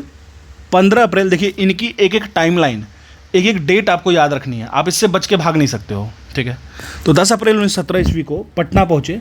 15 अप्रैल 1917 ईस्वी को चंपारण मोतिहारी पहुँचे। उन्होंने प्लांटर्स एसोसिएशन के सचिव J.M. विल्सन के जांच कार्य में सहयोग करने का अनुरोध किया। ठीक है, चंपारण के जिला मजिस्ट्रेट थे W.J. हार्डकॉक ने 16 अप्रैल 1917 ईस्वी को गांधी जी के चंपारण छोड़ने संबंधी अधिसूचना जारी कर देते हैं। धारा 144 के उल्लंघन के आरोप में उन्हें गिरफ्तार कर लिया जाता है। बाद में 21 अप्रैल 1917 ईस्वी को उन्हें रिहा कर दिया जाता है। ठीक है, मतलब 16 को गिरफ्तार, फिर 21 को छोड़ दिया गया। गांधी जी ने स्वतंत्र जांच कर 13 मई 1917 ईस्वी को अपनी जांच रिपोर्ट बिहार उड़ीसा के मुख्य सचिव को सौंप देते हैं। अब इसका रिजल्ट क्या होता है? कृषकों की स्थिति की जांच के लिए चंपारण एग्रीगेरियन कमेटी, याद रखिएगा इंपॉर्टेंट है, चंपारण एग्रीगेरियन कमेटी का सेटअप किया जाता है। इस समिति के अध्यक्ष मध्य प्रदेश के आयुक्त F.G. सलाई थे तथा महात्मा गांधी, L.C. आदामी, राजा हरिहर प्रसाद, नारायण सिंह, D.J. रीड एवं G. रैनी इत्यादि इसके अन्य सदस्य थे। ये याद रखिएगा, इंपॉर्टेंट होता है, ये ब्लॉक आपको ध्यान रखना चाहिए। ठीक है, मतलब जो एग्रीगेरियन कमेटी बनी थी, ठीक है, जो एग्रीगेरियन कमेटी बनी थी उसके कौन कौन उसमें लीड किए थे, उसमें कौन कौन पार्ट लिए थे। ठीक है, चलिए आगे बढ़ते हैं। समिति ने अपनी रिपोर्ट, अब रिपोर्ट तो पेश कर दिया गया, उसमें रिपोर्ट में 3 कटिया प्रणाली समाप्त करने की अनुशंसा की। इस प्रकार गांधी जी का भारत में प्रथम सत्याग्रह का प्रयोग सफल रहा, काफ़ी इन्फ्लुएंशियल रहा था। ठीक है, अब देखिए इसी इन्फ्लुएंस में आके जब ये जीत गए, गांधी जी का ये सत्याग्रह बहुत ज़्यादा इन्फ्लुएंशियल रहा, तो रविन्द्रनाथ टैगोर ने उनको महात्मा की उपाधि दी 1929 में। 1929 की बात कर ले, सरदार पटेल विजिट करते हैं बिहार को, फार्मर्स को कैसे हेल्प करना है इसके लिए, ठीक है। अब चलिए, चंपारण सत्याग्रह में गांधी जी के प्रमुख सहयोगी कौन कौन थे? राजेंद्र प्रसाद थे, ब्रज किशोर प्रसाद थे, अनुग्रह नारायण सिंह थे। देखिए ये सारे, अगर आपको बिहार में फार्मिंग याद रखना है ना तो अनुग्रह नारायण सिंह को याद रखिएगा, ठीक है। धरणीधर थे, मजहरूल हक, फिर ये होम रूल युग से रिलेटेड थे, राजकुमार शुक्ल जी, रामनवमी प्रसाद, शंभू शरण आदि थे, ठीक है, ये ध्यान रखिएगा। चंपारण सत्याग्रह गांधी जी के द्वारा भारत में चलाया गया प्रथम सत्याग्रह था। चंपारण सत्याग्रह से प्रेरित होकर जून 1919 ईस्वी में मधुबनी जिले के किसानों ने स्वामी विद्यानंद के नेतृत्व में दरभंगा राज्य के विरुद्ध आंदोलन किया। याद रखिएगा, स्वामी विद्यानंद, ठीक है, इस चीज़ को भूलिएगा नहीं। अब बिहार के किसान सभा की बात कर लेते हैं। देखिए बिहार किसान सभा बहुत ही कंफ्यूजिंग पॉइंट है, यहाँ पे लोग इंडिया किसान सभा और बिहार किसान सभा में बहुत कंफ्यूज होते हैं, तो मैं आपको क्लियरली बताता हूँ, ठीक है। चलिए सबसे पहले मैं इसकी एक टाइमलाइन बना देता हूँ, 1922-23 के बीच में, ठीक है। यहाँ पे हुआ था किसान सभा, ठीक है। ये हुआ कहाँ पे था? मुंगेर में। ये ऑर्गेनाइज किया गया था मोहम्मद जुबैर एंड श्री कृष्ण सिंह जी के द्वारा। मोहम्मद जुबैर प्लस श्री कृष्ण सिंह जी के द्वारा, ठीक है, ये हो गया। अब दूसरा जो हुआ था ना वो 1929 में हुआ था, और इसी को कहते हैं बिहार प्रोविंशियल किसान सभा, BPKS। तो ये हुआ कहाँ पे था? सोनपुर में हुआ था, सोनपुर हाजीपुर वाले रीजन में। सोनपुर मेला भी लगता है। इसको लीड किए थे सहजानंद सरस्वती जी, सहजानंद सरस्वती। जैसे सोशलिस्ट की बात करें अगर हम बिहार से, तो आपके दिमाग में हमेशा जयप्रकाश नारायण याद आना चाहिए। जैसे मैं अगर बिहार के डिवीज़न की बात कर ले, पृथ्वीकरण की बात कर ले, तो तुरंत आपको सच्चिदानंद सिन्हा याद आना चाहिए। उसी तरीके से फार्मर एसोसिएशन का कोई भी बात करेंगे, सहजानंद सरस्वती नाम आपको याद आना चाहिए। फिर 1933 में बिहार किसान सभा का बैठक हुआ। 1936 में ऑल इंडिया किसान सभा, याद रखिएगा, लखनऊ में हुआ। स्वामी सहजानंद ही इसको लीड किए थे। सेक्रेटरी इसके थे NG रंगा। NG रंगा मद्रास वाले रीजन से बिलोंग करते थे। ये बेसिक टाइमलाइन है। वैसे अगर आपको उसको डिटेल में पढ़ना है तो मैंने ऑलरेडी दृष्टि घटना चक्र की पूरी एक वीडियो डाल रखी है बिहार हिस्ट्री पे, वो आप देख सकते हो, ठीक है। चलिए अब देखिए बिहार किसान सभा को देख लेते हैं। 1922-1923 में मुंगेर में शाह मोहम्मद जुबैर की अध्यक्षता में किसान सभा का गठन हुआ। श्री कृष्ण सिंह इसके उपाध्यक्ष और सिद्धेश्वरी चौधरी एवं नंद किशोर सिंह इसके सचिव बने। तो बात कर रहे हैं 1922-23 की। मुंगेर में शाह मोहम्मद जुबैर की अध्यक्षता में किसान सभा का गठन हुआ। श्री कृष्ण सिंह इसके उपाध्यक्ष और सिद्धेश्वरी चौधरी एवं नंद किशोर सिंह इसके सचिव बने। 1928 की बात कर लेते हैं। स्वामी सहजानंद सरस्वती ने बिहटा पटना में औपचारिक किसान सभा की स्थापना की। औपचारिक, लेकिन नवंबर 1929 में सोनपुर मेले में स्वामी सहजानंद सरस्वती की अध्यक्षता में विधिवत रूप से प्रांतीय बिहार प्रोविंशियल किसान सभा की स्थापना की गई 1929। किनके द्वारा? तो ये स्वामी सहजानंद सरस्वती जी के द्वारा। इसके सचिव श्री कृष्ण सिंह थे, वेरी इंपॉर्टेंट। बिहार किसान आंदोलन में कार्यानंद शर्मा, अब देखिए कुछ किसान लीडर्स के नाम याद रखिएगा क्योंकि एग्जाम में पूछेगा। कार्यानंद शर्मा, राहुल संस्कृतायान जो हुंकार के एडिटर थे, पंचानंद शर्मा, यदुनंदन शर्मा, ये नेता सब इन्वॉल्व थे बिहार किसान आंदोलन से। बिहार प्रोविंशियल किसान सभा की बात कर लें, बिहार प्रांतीय किसान सभा का दूसरा अधिवेशन पुरुषोत्तम दास टंडन जी, जो सेकंड वाला मैं बता रहा था ना आपको, उसकी जो 1934 में हुआ था, पहला 1929, दूसरा 1934 में, तो उसके बने थे पुरुषोत्तम दास टंडन जी अध्यक्ष थे, 1934 में हुआ था। और तीसरा अधिवेशन स्वामी सहजानंद सरस्वती की अध्यक्षता में 1935 में हुआ था हाजीपुर में, ठीक है। नवंबर 1936 की बात कर लें, कार्यानंद शर्मा के नेतृत्व में मुंगेर के बहरैया ताल में बिहार प्रोविंशियल किसान सभा ने जमींदारी उत्पीड़न के विरुद्ध संघर्ष किया। ये भी याद रखने वाली बात है, बहरैया ताल में। और यहाँ पे इनको लीड किसने किया था? तो लीड किया गया था one and only Karyanand Sharma ji के द्वारा, ठीक है, इस बात का ध्यान रखना है। चलिए फिर 11 अप्रैल 1936 की बात कर लेते हैं। 11 अप्रैल 1936 की को लखनऊ में स्वामी सहजानंद की अध्यक्षता में अखिल भारतीय किसान सभा, दैट इज़ ऑल इंडिया किसान सभा इन लखनऊ, तो लीड किन के द्वारा किया गया था? स्वामी सहजानंद सरस्वती जी के द्वारा गठन हुआ था। इसके सचिव NG रंगा जी बने थे।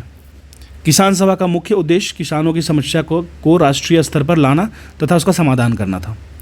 अब बात कर लेते हैं बिहार प्रोविंशियल किसान सभा का सम्मेलन 3 हुआ था और बहुत इंपॉर्टेंट है। प्रथम मैंने ऑलरेडी इस पे डिस्कस कर लिया आपसे, लेकिन फिर भी आपके कंफर्टेबिलिटी के लिए बात कर लेते हैं। फर्स्ट सोनपुर में 1929 में स्वामी सहजानंद सरस्वती जिसके अध्यक्ष रहे थे। सेकंड की बात कर ले गया में 1934 में पुरुषोत्तम दास टंडन जी, ठीक है। फिर तृतीय हाजीपुर में 1935 में स्वामी सहजानंद सरस्वती। मतलब आप देखिए स्वामी सहजानंद सरस्वती 2 बार लीड किए हैं और दोनों बार सोनपुर हाजीपुर वाले रीजन में, ठीक है। सोनपुर या हाजीपुर वाले रीजन में, पहला सोनपुर दूसरा हाजीपुर, ठीक है, वैशाली वाले रीजन में। 34 में किया गया है गया में और इसको पुरुषोत्तम दास टंडन जी के द्वारा लीड किया गया है।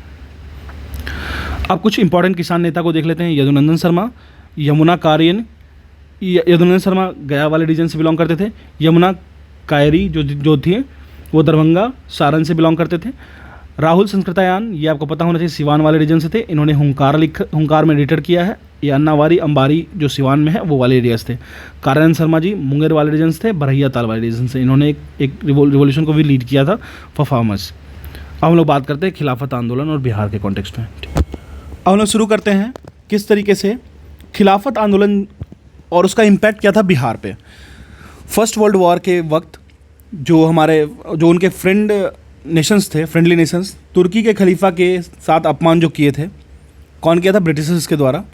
तो उसी के अगेंस्ट में खिलाफत आंदोलन को लाया गया था 1919 से लेकर 23 के वक्त में।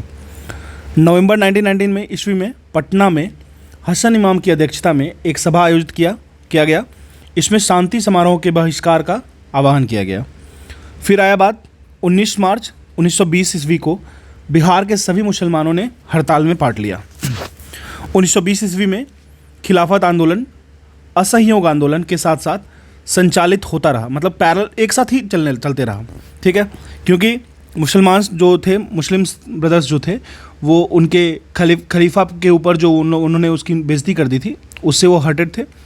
इंडिया में तो बहुत सारा चीज़ हो चुका था, ठीक है, और अभी तो जस्ट होने भी वाला है एक 13 अप्रैल 1919 को, ठीक है, वो भी हो चुका था, मतलब जालियांवाला हत्याकांड। तो वैसे भी बहुत ज़्यादा रुष्ट थे सारे के सारे। तो खिलाफत और असहयोग आंदोलन साथ साथ चल रहा था। लेकिन तुर्की में मुस्तफ़ा कमाल पाशा द्वारा 1924 ईस्वी में खलीफा पद को समाप्त कर देने के कारण खिलाफत आंदोलन स्वतः निष्प्रभावी हो गया, मतलब ये पोस्ट ही ख़त्म कर दिया गया।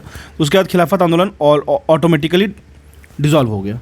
फिर हम लोग बात करते हैं असहयोग आंदोलन और बिहार का। सितंबर 1920 में लाला लाजपत राय की अध्यक्षता में कलकत्ता के विशेष अधिवेशन में गांधी जी के असहयोग आंदोलन के प्रस्ताव को स्वीकार कर लिया गया। एक एक चीज़ इसमें याद रखनी है। असहयोग आंदोलन की बात करें तो लाला लाजपत राय जी जो हेड कर रहे थे 1920 के अधिवेशन में, कोलकाता में जो हुआ था, विशेष अधिवेशन था, ठीक है, ये भी याद रखिएगा। गांधी जी के असहयोग आंदोलन के प्रस्ताव को स्वीकार कर लिया गया था। कांग्रेस के नागपुर सेशन में 1920 में इसे पूर्ण स्वीकृति दे दी गई थी, मतलब इसको पास किया गया था कलकत्ता के सेशन में लाला लाजपत राय के अध्यक्षता में, जो कि विशेष अधिवेशन था। फिर नागपुर सेशन में 1920 में इसको कम्प्लीटली एक्सेप्ट कर लिया गया था। बिहार में इससे पूर्व बिहार प्रांतीय सम्मेलन, बिहार प्रोविंशियल सम्मेलन, जब भी बिहार प्रोविंशियल सम्मेलन की बात होगा कांग्रेस समझिएगा, ठीक है, के 12वें अधिवेशन जो कि भागलपुर में हुआ था, राजेंद्र प्रसाद की अध्यक्षता में असहयोग पे बल दिया गया था।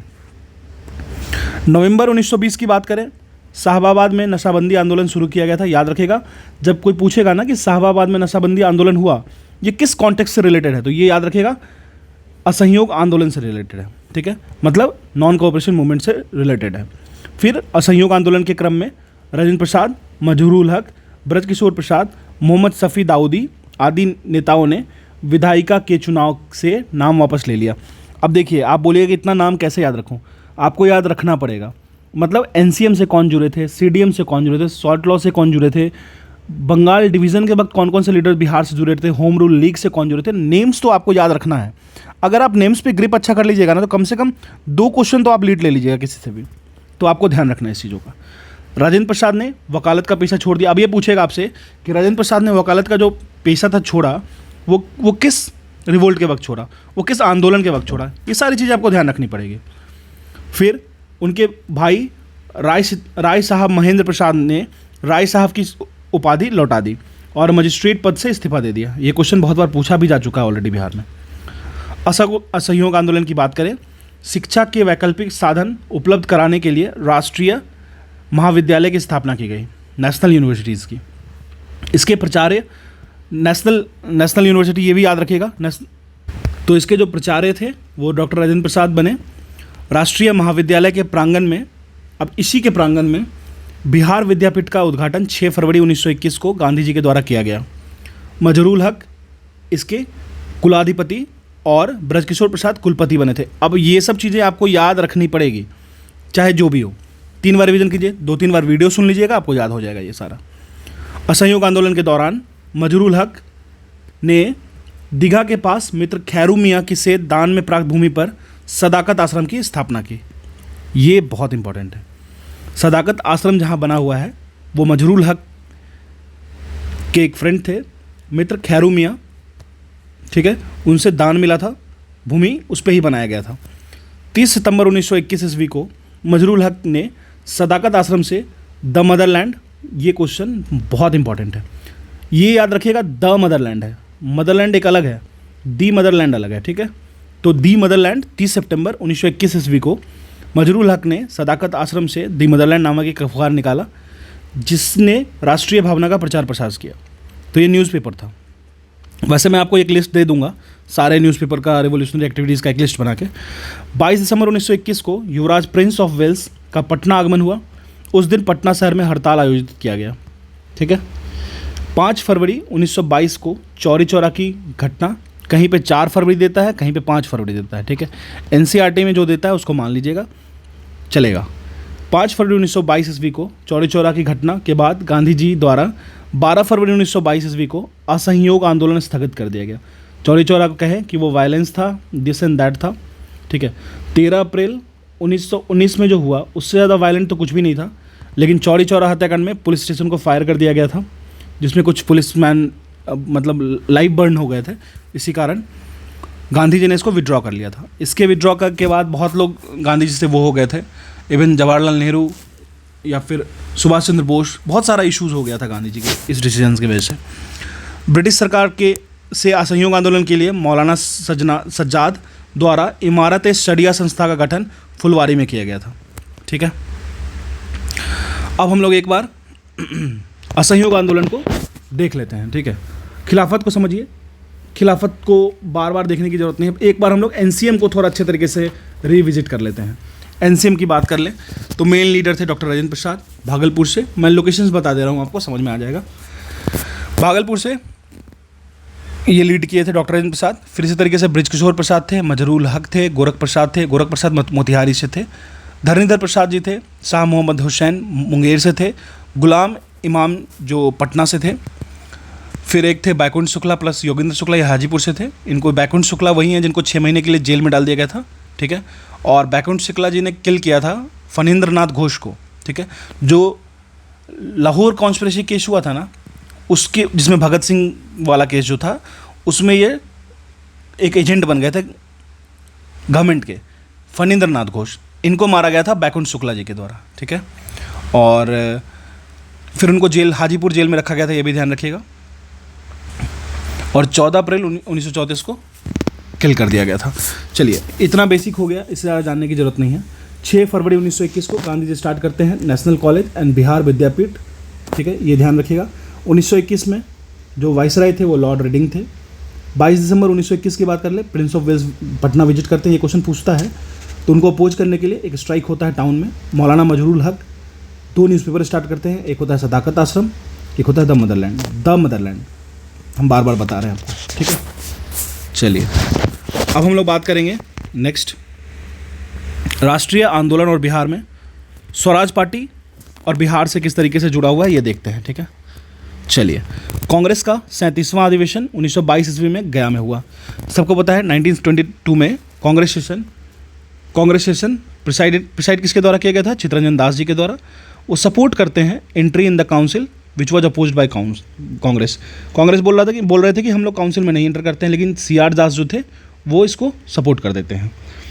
बिहार के गया में हुआ। इसके अध्यक्ष देशबंधु चित्तरंजन दास जी, CR दास को देशबंधु कहते हैं, और एक होते हैं दीनबंधु, वो एंड्रयू जी को कहते हैं, CF एंड्रयू जी को, ठीक है, याद रखिएगा। फ़र्क यही सब चीज़ें हैं, बार बार रिवाइज कीजिएगा, दिमाग में खुद आते चला जाएगा। इस अधिवेशन में कांग्रेस द्वारा विधायिका में भाग लेने से बहिष्कार का निर्णय लिया गया था। CR दास, मोतीलाल नेहरू आदि विधायिका में प्रवेश के पक्ष में थे। ठीक है, हम लोग इंटर करते हैं काउंसिल में, फिर हम लोग अंदर में जा करके उसको अपोज करेंगे ब्रिटिशर्स का। तो जो लोग सपोर्ट करते हैं कि हमको जाना चाहिए काउंसिल में, वो आपस में 1923 ईस्वी में मिलकर के स्वराज पार्टी का गठन कर देते हैं बिहार में। हालांकि स्वराज पार्टी बनता तो है, लेकिन इसको कांग्रेस से अलग मत मानिएगा, कांग्रेस का एक ब्रांच ही है, लेकिन कांग्रेस से थोड़ा सा डिफरेंसेस था आइडिया का उस वक्त, इसीलिए बना था। बिहार में फरवरी 1923 ईस्वी में स्वराज पार्टी का गठन हुआ। श्री कृष्ण सिंह इसके प्रमुख नेता थे। बिहार में अगर बात करें तो बिहार में स्वराज पार्टी के प्रथम अध्यक्ष श्री नारायण प्रसाद एवं सचिव जो थे अब्दुल बारी। ये क्वेश्चन पूछता है। ठीक है, अब हम लोग बात करेंगे साइमन कमीशन और बिहार से किस तरीके से कॉन्टेक्स्ट में रिलेटेड है। साइमन कमीशन और बिहार। साइमन कमीशन में एक भी भारतीय सदस्य नहीं होने के कारण इसका बहिष्कार किया गया था। ठीक है, इसके आगमन पर भी विरोध था। 1928 में साइमन कमीशन भारत में आगमन होता है बॉम्बे में। यह आयोग भारत में मॉन्टेक चेम्सफोर्ड के रिफॉर्म को सुधार करने के लिए, जो कि 1919 में आया था, उसके लिए आता है। उसके जांच के उद्देश्य से आया था। राष्ट्रीय स्तर पर लाला लाजपत राय के नेतृत्व में विरोध प्रदर्शन किया गया। नेशनल अगर हम लोग लेवल की बात करें तो लाला लाजपत राय इस चीज़ से रिलेटेड था, साइमन कमीशन के रिटर्न करने के लिए, मतलब इसके अगेंस्ट में। बिहार में साइमन कमीशन 12 दिसंबर 1928 ईस्वी में इंटर करता है। कहाँ पे? तो पटना में। 12 दिसंबर 1928 ईस्वी में इंटर करता है पटना में। अनुग्रह नारायण सिंह यहाँ पे इसको लीड करते हैं, तो ये क्वेश्चन यहाँ पे VVI बन जाता है।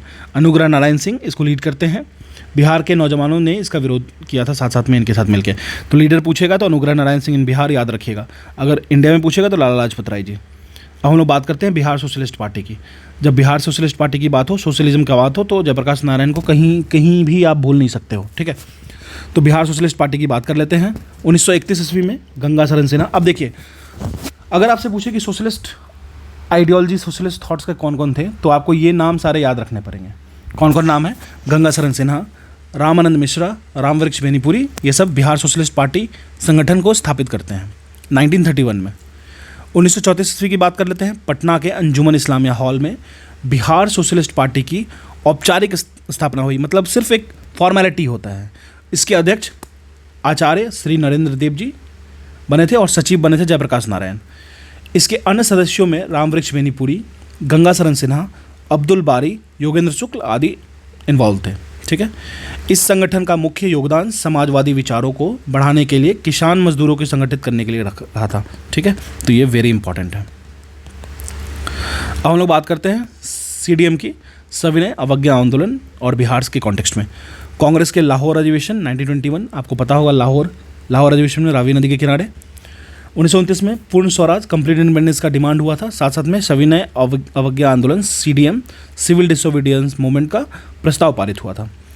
प्रस्ताव के अनुरूप 26 जनवरी 1930 ईस्वी को बिहार सहित संपूर्ण भारत में स्वाधीनता दिवस उत्साहपूर्वक मनाया जाएगा। मतलब पूरा स्वाधीनता दिवस को हम लोग खुद फॉलो करेंगे। गांधी जी ने 12 मार्च 1930 ईस्वी को दांडी यात्रा आरंभ की।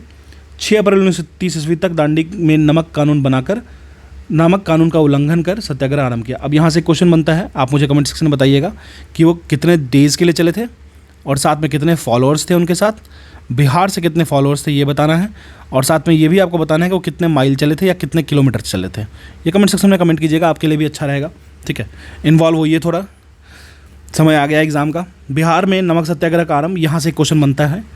15 अप्रैल को चंपारण और सारण जिला में नमकीन मिट्टी, हालांकि यहाँ पे तो सॉल्ट है नहीं, सी तो है नहीं बिहार में, तो नमकीन मिट्टी से नमक बनाकर किया गया था। सविनय अवज्ञा आंदोलन के दौरान बिहार में विदेशी वस्त्रों एवं शराब की दुकानों का विरोध किया था। शराब की दुकानों का विरोध करने के लिए ना वुमेन बहुत ज़्यादा आगे थी। ठीक है, इसी चीज़ को नीतीश कुमार फॉलो किए, मेरे को ऐसा लगता है। मई 1930 ईस्वी में स्वदेशी लीग की स्थापना हुई, जिसके अध्यक्ष सर अली इमाम थे। इस आंदोलन के दौरान छपरा जेल के कैदियों ने विदेशी वस्त्रों का बहिष्कार किया और नंगी हड़ताल किया। ठीक है, बोले कि आप मुझे क्लोथ्स दोगे, मैं पहनूंगा ही नहीं।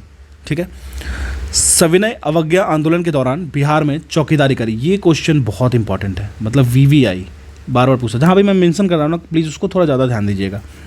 CDM के वक्त बिहार में चौकीदारी कर बंद करने के लिए आंदोलन चलाया गया। अब रीज़न देखिए, सारण, चंपारण, साहबाबाद, पूर्णिया, मुंगेर, पटना आदि में चौकीदारी कर बंद कर दिया गया। 30 जून 1930 को कांग्रेस को अवैध संगठन घोषित कर दिया गया, ये डेट भी याद रखिएगा। 5 जुलाई को राजेंद्र प्रसाद को गिरफ्तार कर 6 माह की कैद की सजा हुई। ठीक है, बेनीपुर जेल में पटना में। गिरफ्तारी के बाद राजेंद्र प्रसाद ने भागलपुर के दीप नारायण सिंह को अपना उत्तराधिकारी मनोनीत कर दिया। ठीक है, गांधी जी द्वारा आंदोलन को स्थगित करने तक बिहार में आंदोलन काफ़ी सक्रिय रहा। ठीक है, अब हम लोग बात करेंगे बिहार विधानसभा चुनाव 1937, किस तरीके से बिहार में लोग इलेक्शंस में इन्वॉल्व थे। ठीक है, अब चलिए हम लोग शुरू करते हैं बिहार में विधानसभा चुनाव जो 1937 वाला हुआ था इलेक्शन। ये क्वेश्चन यहाँ से बहुत इंपॉर्टेंट बनता है। ठीक है, जनवरी 1937 ईस्वी में बिहार विधानसभा हेतु चुनाव हुए। याद रखिएगा, जनवरी 1937 ईस्वी में चुनाव में 152 स्थानों में 107 पर कांग्रेस, याद रखिएगा 152 आउट ऑफ 152 सीट्स 107 में कांग्रेस चुनाव लड़ा और इसमें से 98 सीट्स पे जीता। आप समझ लीजिए इन्फ्लुएंस। कांग्रेस को बिहार में पूर्ण बहुमत मिला था। विधान परिषद में भी कांग्रेस को बहुमत मिल गया।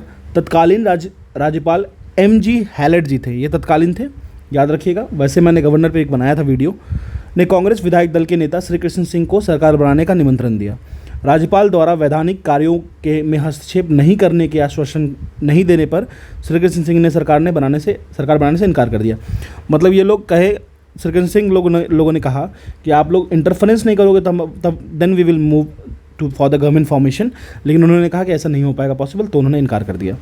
इसके उपरांत राज्यपाल ने दूसरी बड़ी पार्टी इंडिपेंडेंस पार्टी के नेता मोहम्मद यूनुस को सरकार बनाने के लिए आमंत्रित किया। मोहम्मद यूनुस जी ने बना लिया। ठीक है, मोहम्मद यूनुस के नेतृत्व में बिहार में पहला इंटरिम मंत्रिमंडल 1 अप्रैल 1937 को गठित हुआ। मोहम्मद यूनुस इस प्रकार बिहार के प्रथम भारतीय मुख्यमंत्री, उस वक्त मुख्यमंत्री को प्रधानमंत्री कहा जाता था, ये बात याद रखिएगा, ये मैं भी पहले मेंशन करने ही वाला था, यहाँ पे आ गया। ठीक है, कांग्रेस द्वारा सरकार बनाने के निर्णय के बाद मोहम्मद यूनुस ने इंटरिम या अंतरिम मंत्रिमंडल से त्यागपत्र दे दिया। 20 जुलाई 1937 को श्री कृष्ण सिंह के नेतृत्व में बिहार में प्रथम कांग्रेस मंत्रिमंडल का गठन हुआ। ये श्री कृष्ण सिंह के नेतृत्व में 20 जुलाई 1937 को श्री कृष्ण सिंह के नेतृत्व में बिहार में प्रथम कांग्रेस मंत्रिमंडल का गठन हुआ। अब अगर बात कर ले, श्री कृष्ण सिंह बिहार के प्रथम कांग्रेसी मुख्यमंत्री बने। रामदयालु सिंह बिहार विधानसभा के अध्यक्ष, बहुत इंपॉर्टेंट क्वेश्चन है, VVI। श्री कृष्ण सिंह बिहार के प्रथम कांग्रेसी मुख्यमंत्री बने। रामदयालु सिंह बिहार विधानसभा के अध्यक्ष बने तथा अब्दुल बारी बिहार विधानसभा के उपाध्यक्ष निर्वाचित हुए। ये पॉइंट बहुत इंपॉर्टेंट है। अब हम लोग सेकेंड वर्ल्ड वॉर की बात कर लेते हैं। भारत को शामिल करने के विरोध में, मतलब हमसे पूछा भी नहीं गया कि आप जुड़ोगे नहीं जुड़ोगे, डायरेक्टली हम लोगों को ऐड कर दिया गया। इसके विरोध में बिहार में श्री कृष्ण सिंह ने 31 अक्टूबर 1939 को त्यागपत्र दे दिया। ठीक है, अब आता है क्विट इंडिया मूवमेंट। अब निकलो यहाँ से वाली बात। क्रिस्ट मिशन, जिसको गांधी जी ने क्रम्बल चेक कहा था। ठीक है, क्रिस्ट मिशन की असफलता के बाद राष्ट्रीय स्तर पर 8 अगस्त 1942 ईस्वी को कांग्रेस द्वारा भारत छोड़ो आंदोलन प्रारंभ किया गया। ठीक है, गांधी जी ने करो या मरो का नारा दिया। 9 अगस्त को कांग्रेस के प्रमुख नेताओं को गिरफ्तार कर लिया गया। अब बिहार से कौन कहाँ से गिरफ्तार हुए थे, ये बहुत इंपॉर्टेंट बनता है। बिहार में डॉक्टर राजेंद्र प्रसाद को गिरफ्तार किया गया। कहाँ से, तो बांकीपुर जेल। ठीक है, ये याद रखिएगा, भेज दिया गया। बलदेव शाह जी की बात कर लें, बलदेव शाह जी की, तो इनको अंग्रेजों द्वारा कांग्रेस के प्रमुख नेताओं की गिरफ्तारी के विरोध में महाधिवक्ता के पद से इस्तीफा दिया। यही पूछा जाता है कि कौन थे जो महाधिवक्ता के पद से रिज़ाइन दे देते हैं जब कांग्रेस के नेता को क्विट इंडिया मूवमेंट के वक्त पकड़ा जाता है बिहार में। तो बलदेव सहाय रिज़ाइन देते हैं। 11 अगस्त 1942 को बिहार के विद्यार्थियों ने सचिवालय भवन के सामने जुलूस के साथ मुख्य इमारत पर झंडा फहराने का प्रयास किया। यहीं पे गोलीकांड होता है। ठीक है, और बहुत ही सेमफुल है। पटना के तत्कालीन जिलाधिकारी WG आर्चर के आदेश पर पुलिस ने गोलियां चलाई। 7 छात्र को गोलीकांड में शहीद हो गए तथा अनेक छात्र गंभीर रूप से घायल हो गए। आप देखिए वो लोग किस तरीके से, अभी भी यूके का देखिए, जो भी वो होते हैं ना, जो भी लूट करके जाते हैं हमारे कंट्री को, जैसे विजय माल्या हो गया, जैसे मेहुल चौकसी हो गया, ठीक है, जैसे नीरव मोदी हो गया, तो वो जब लूट के जाते हैं ना इंडिया से यूके, तो उनको वहाँ पे जैसे कुछ कंडीशंस होता है। अगर $20 मिलियन का इन्वेस्टमेंट करोगे हमारे कंट्री में, तो आपको हम लोग गोल्डन वीज़ा प्रोवाइड करेंगे। गोल्डन वीज़ा प्रोवाइड करने का ये मतलब होता है कि अगर हम आपको गोल्डन वीज़ा प्रोवाइड करवा देंगे ना, तो आप उससे क्या करोगे, आपको हम एक तरीके से एक शील्ड प्रोवाइड कर देंगे, जिससे आपको बाहर वाले इंडिया आपको एक्सट्रीडेट नहीं कर पाएंगे, आपको निकाल कर नहीं ले जा सकते हैं यहाँ से। मतलब इस तरीके का मेंटालिटी है उनका, समझ सकते हो। तो क्विट इंडिया मूवमेंट की बात कर रहे थे, इसको अगस्त क्रांति के नाम से भी जानते हैं। 8 अगस्त 1942 को ग्वालियर टैंक मैदान बॉम्बे से स्टार्ट हुआ था। 9 अगस्त 1942 को गांधी जी अरेस्ट होते हैं, डू और डाई का नारा देते हैं। 9 अगस्त 1942 को डॉक्टर राजेंद्र प्रसाद अरेस्ट होते हैं पटना में WG आर्चर के द्वारा, और उनको बांकीपुर जेल में सेंड कर दिया जाता है। इनके साथ साथ और कौन कौन अरेस्ट होते हैं जान लीजिए। मथुरा बाबू, अनुग्रह बाबू और श्री कृष्ण सिंह भी अरेस्ट होते हैं। Advocate general of Bihar Baldev Sahay ji resign कर देते हैं अपने पोस्ट से। ठीक है। अब पटना सेक्रेटरी का गनकांड जो गोली कांड हुआ था, मैंने आपको ऑलरेडी बता दिया। 11 अगस्त 1942 को पटना के बहुत सारे नेशनलिस्ट स्टूडेंट्स थे, यूथ्स थे। अभी भी देखिए पटना, अगर बिहार की बात करें तो स्टूडेंट रिवॉल्यूशन में या फिर स्टूडेंट यूनियंस में काफ़ी स्ट्रॉन्ग है, इसमें कोई शक नहीं है। ठीक है। तो अगर उनको मनाना है, अगर वो रियल, अगर कोई जेन्यून डिमांड है तो वो मनवा के ही छोड़ते हैं। 11 अगस्त 1942 को पटना के नेशनलिस्ट स्टूडेंट्स यूथ जो थे वो ट्राई करते हैं फ्लैग होस्टिंग का पटना सेक्रेटेरिएट पे। मजिस्ट्रेट जो थे WG आर्चर ऑर्डर कर देते हैं कि उड़ा दो उनको गोली से। 7 लोग मरते हैं, 7 स्टूडेंट मरते हैं और बहुत सारे लोग वोंड होते हैं। जो 7 मरे थे उनके एक बार नाम सुन लीजिए, बस नाम ध्यान रहना चाहिए। उमाकांत प्रसाद सिन्हा, देखता हूँ अगर इस बुक में दिया हो, दिया नहीं है मैं बता देता हूँ आपको। ठीक है। कौन कौन मरते हैं? उमाकांत प्रसाद सिन्हा, जो कि जिनको रमन जी के नाम से जाना जाता था, ये आपको सारण वाले एरिया से बिलोंग करते थे, नरेंद्रपुर से। सतीश प्रसाद झा, जो कि भागलपुर से बिलोंग करते थे। फिर एक जगपति कुमार थे, वो आपको औरंगाबाद से बिलोंग करते थे। रामानंद सिंह पटना से। देवीपत चौधरी जमालपुर से। राम गोविंद सिंह पटना से। राजेंद्र सिंह आपको बनवारी चाक सारण से बिलोंग करते थे। ठीक है। तो ये चीज़ें आपको ध्यान रखनी है। अब रही बात क्विट इंडिया मूवमेंट की बात हो तो जयप्रकाश नारायण की बात होगी। वो बहुत ज़्यादा एक्टिव रोल से पार्ट लिए थे। वो हजारीबाग जेल से भाग गए थे, जो कि अभी झारखंड में है, वहाँ से भाग गए थे वो। और वो भाग करके आज़ाद दल की फॉर्मेशन किए थे। कहाँ पे? तो राजविलास फॉरेस्ट नेपाल में है, वहाँ पे। ठीक है। अब देखिए यहाँ आगे बढ़ जाते हैं थोड़ा सा। उमाकांत सिन्हा, रामानंद सिंह, सतीश प्रसाद झा, राजेंद्र सिंह, राम गोविंद सिंह, देवीपत चौधरी, यही जो मैंने आपको बताया ना 7 जो स्टूडेंट थे जिनकी डेथ हुई थी, उनका नाम है ये। ठीक है।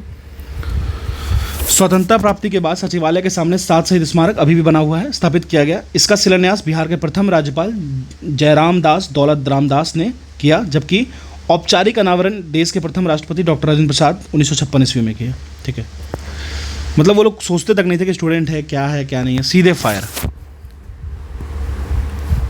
चलिए अब बात करते हैं 12 अगस्त 1942 को सचिवालय गोलीकांड के विरोध में पटना में पूरी हड़ताल रही। भारत छोड़ो आंदोलन के दौरान भारत में नेपाल में आज़ाद दस्ता का अखिल भारतीय केंद्र संगठित हुआ। ऑल इंडिया जो सेंटर था वो बनाया गया। इसका गठन सरकार के विरुद्ध तोड़फोड़ की कार्रवाई, संचार साधनों का नष्ट करने आदि के उद्देश्य से किया गया था। ठीक है। आज़ाद दस्ता के संस्थापक अभी मैंने आपको ऑलरेडी बताया जयप्रकाश नारायण जी थे। उन्हें गिरफ्तार कर हजारीबाग जेल में रखा गया। 9 नवंबर 1942 ईस्वी को दीपावली की रात, ये यही ने पूछा था एग्जाम में, यही क्वेश्चन पूछा था ना।